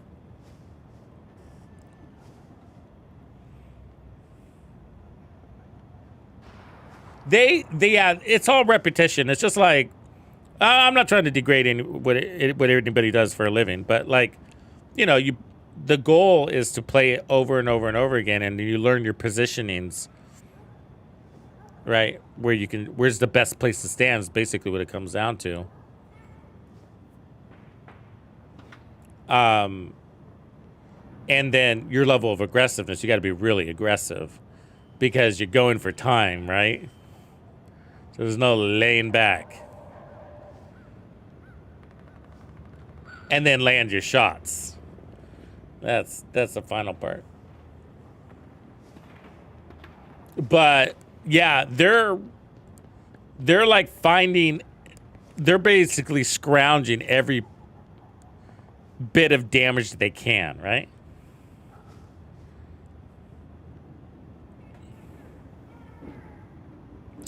A Ravenous for a tank build?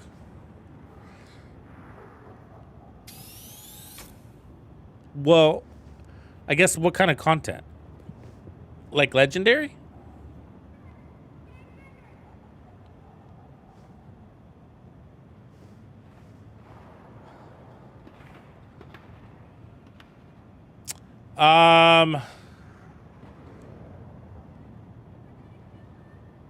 You know, when I see on a tank build with the Ravenous, that's really hard to do in legendary because I assume you're talking about using a shield and they would just destroy your shield. And so you would have to run Foundry because that's the best tank gear set in the game. And then you would want to run Technician to heal that shield and hope they don't break it. But Foundry would heal you and the shield while it's taking damage. But you got to remember that that shield is intended to break. The game, they literally designed it to break on you. They do not want it to last forever. The Bulwark shield is designed to last forever if you build into it. But you can't run that with the Ravenous. So what I see a lot of people do with the Ravenous is they won't necessarily run a tank build with it.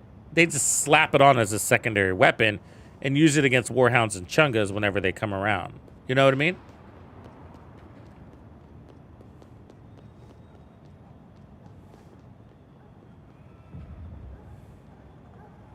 But if you wanted to run an actual tank build, I mean, I guess I would start with the new gear set, Core Strength. I mean, I don't see why not. I mean, I'm not looking at the Ravenous' stats right now, but I think that would be a decent build. You could run the Harrier Backpack, is what I would run with that. Or the Investor Mask with armor regen. And then the Fox's Prayer knee pads for damage. But if you want to go all tank, you're probably going to need some protection from elites.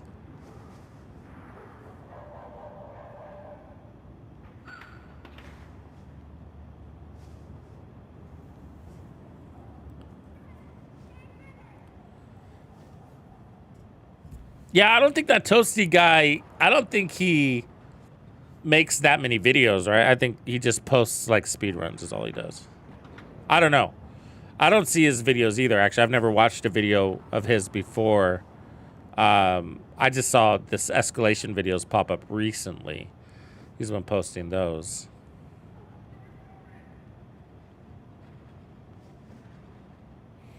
And then he posted his very standard striker build, and then 1,000 comments in there saying that all the other content creators are going to copy his build and take credit for him for it.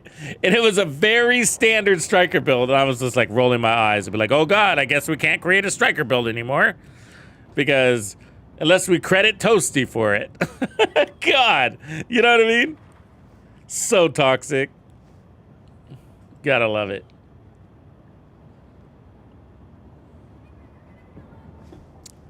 I guess it had something to do with WIDS. I guess that happened recently.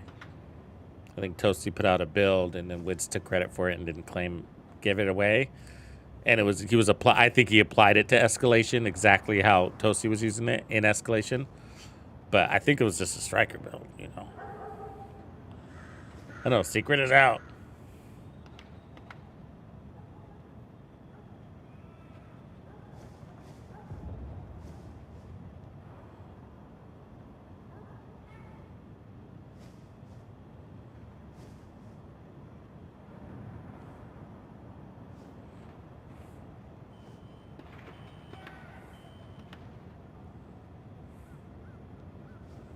Yeah, personally, I'm not really into the speedrunning thing. I don't know. Not in any game.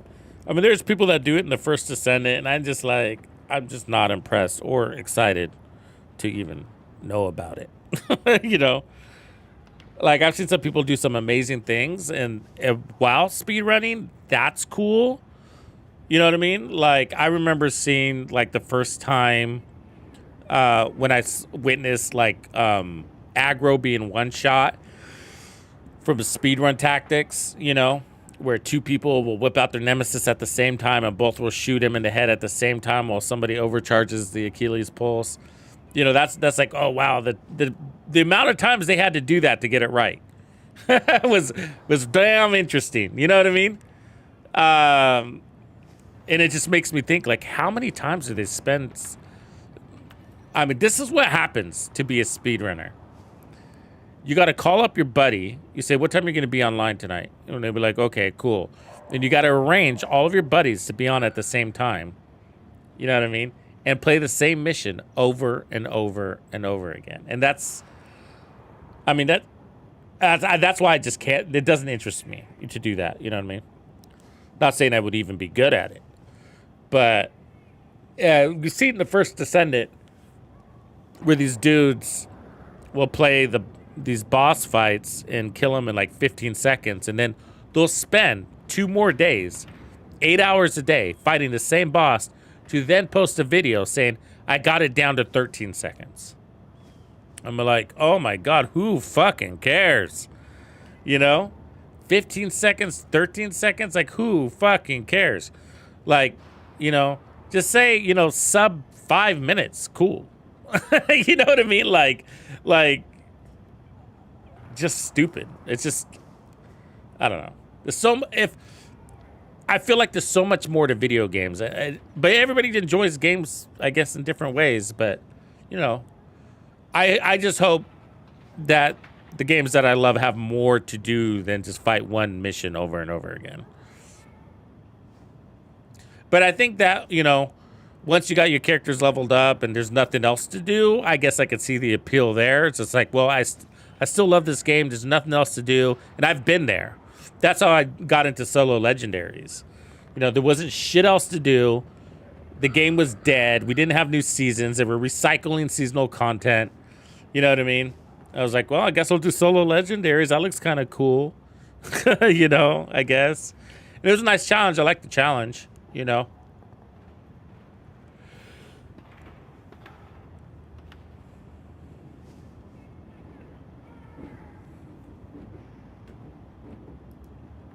Yeah, you know, as far as this game goes, the open world and the open world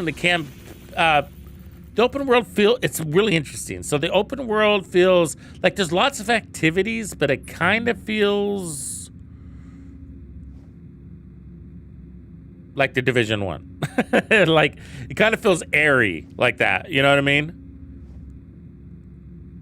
Disjointed, randomized, unorganized. Just a bunch of activities. Do them, don't do them, doesn't matter. You know what I mean? Like, and so I like what they've done with the Division 2, where they bring retaliation and there's some lore tied to the zones more and stuff like that. And there's lore here and stuff like that. But where the Dark Zone is just like, I think that's where it's at in this game. Honestly. Maybe it's because people are just now migrating over there because, you know, you got the same cooperative thing and maybe you get jumped, maybe you don't, but it seems like there's more to do, you know, in a weird way, even though there's plenty to do here. Look at all this stuff. But in the Dark Zone, you have those contaminated zones. You get your loot, you extract it. You got 20 minutes. It's just, you know, the whole thing is a mission. This whole giant purple zone is a mission. It just feels different. I would like to see something more like this in the Division 2, actually. I think it'd be kind of cool.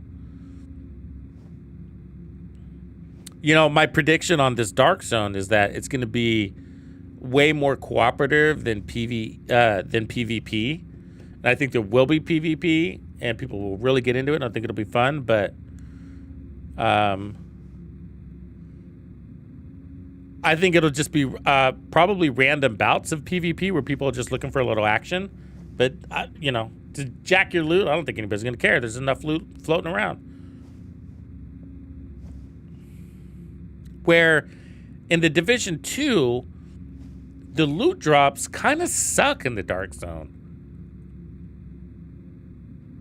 I mean, maybe you get an exotic or an exotic component, but it's not even exciting to get an exotic in the Dark Zone anymore.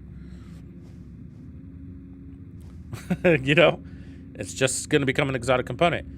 And the gear, the regular gear you're getting, like, I've never gotten really good gear in the Dark Zone actually dropping. Like, that's a keeper. That's never really happened to me. Like, it was usually from the Dark Zone caches, you know, or a PvP caches kind of thing, whatever you call those. And so that's where all the loot would come from, which was coming from, you know, Dark Zone XP, right? Which is great. So, but nobody could jack it from you, right? You got to keep it no matter what. And so everything that you would drop on the ground, the only reason why it was valuable to me is because I wanted DZ credits from deconstructing so I could buy something in the vendor every now and again when something cool would come by, which means it's really not that valuable, right? And so we're in here, and maybe it's because I'm early game, and maybe my feelings on this will change when I'm fully leveled up, but just lots of nice progressive loot here, you know? Really nice progressive loot. And we got all sorts of currency and DZ credits and all this other stuff that we can spend at vendors. And there's actually a DZ vendor out here too.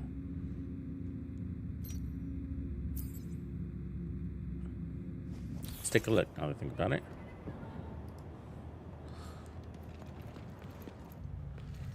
And so, yeah, I think they got a lot of things right here, you know, with this Dark Zone.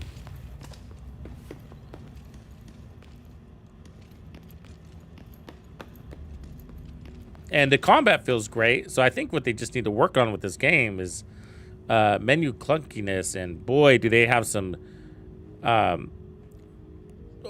simplification processes that they need to go through. There's way too many technical systems here.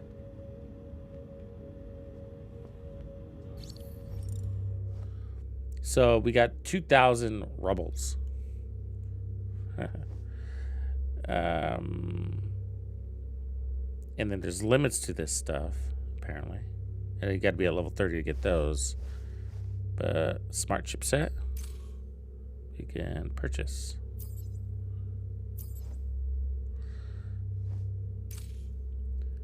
Signature ability, charge efficiency, weapon critical hit chance.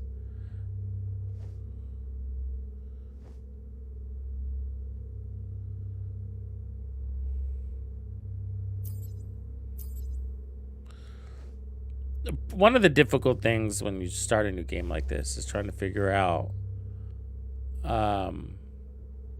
See, it still shows it, but now I can't purchase it, can I?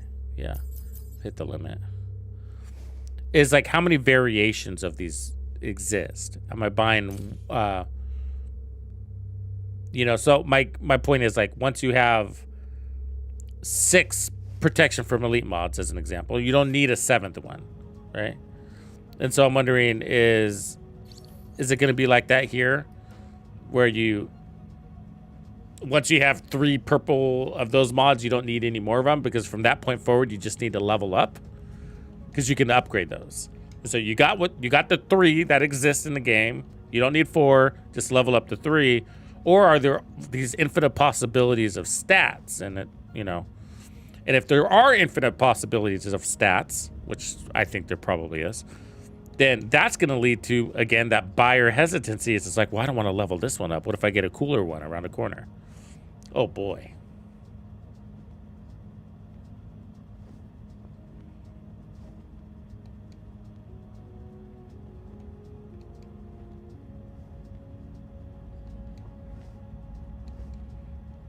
Yeah, you know what's the thing about this game, Brassy, is that, you know,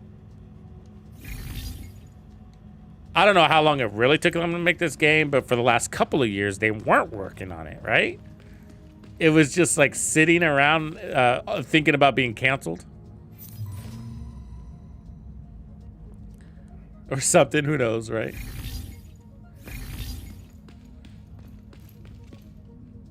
I mean, I had a feeling they were going to cancel it for a while. I was like, oh man, they just shelved that game, you know? And they were like, at the last minute, they were like, fuck it, launch it. Go, go, go, go, go. You know what I mean?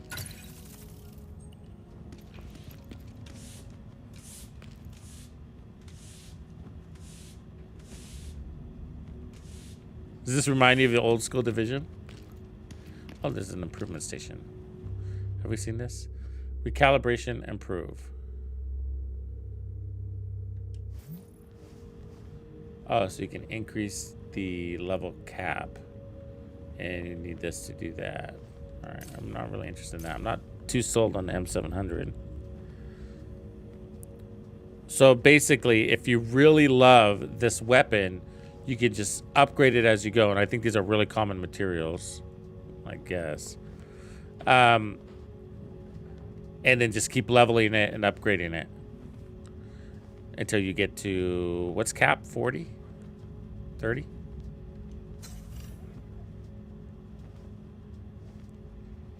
I think that's the idea here. So if you get an early drop in the game and it's just like really cool assault rifle and you're like, and it's got that talent. Actually, let me go to the recal. What does it say here? Select select high-end gear or high-quality gear to recalibrate. And I don't think you'd want to maintain a purple. You could, but why not wait for your high-ends, right? Select the talent bonus to recalibrate. Tap on the eye icon to preview the recal options. View the recalibration results. Okay, so you can abandon that. So if you don't like your recal results, you can pull out. So improving is increasing what? Level? Oh, this is where we were earlier. So the damage, defense, and utility stats. And then power score. So max level is 31.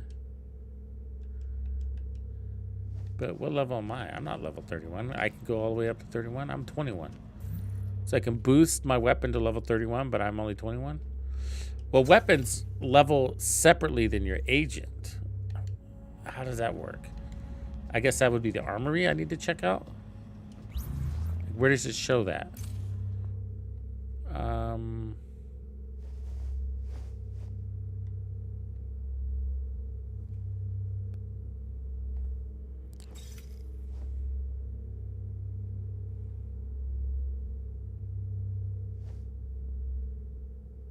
The armory proficiency level is 4, but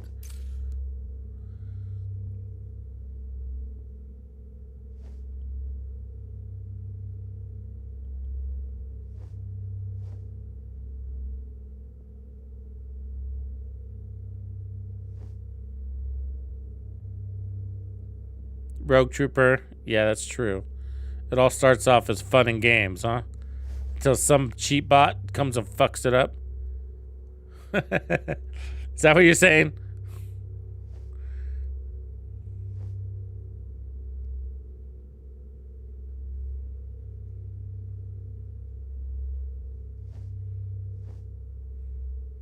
Yeah, so we got to get to level 30 to get power tier enhancement. That's weird. I can level a weapon to level 30 though.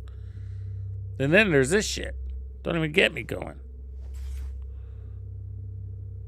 Okay, this is starting to hurt my head. I better go. All right, banditos. Let's do it again tomorrow. Something different. Division 2 tomorrow. And I'll see you when the vid drops in the morning. And I'll stream tomorrow. I don't know in the morning or the afternoon yet. We'll figure it out. We'll figure it out, folks. All right, Banditos, thank you for hanging with me. Watching me get some kills into DZ and chat your ear off about all this game philosophy. I will see you on the flip. Peace.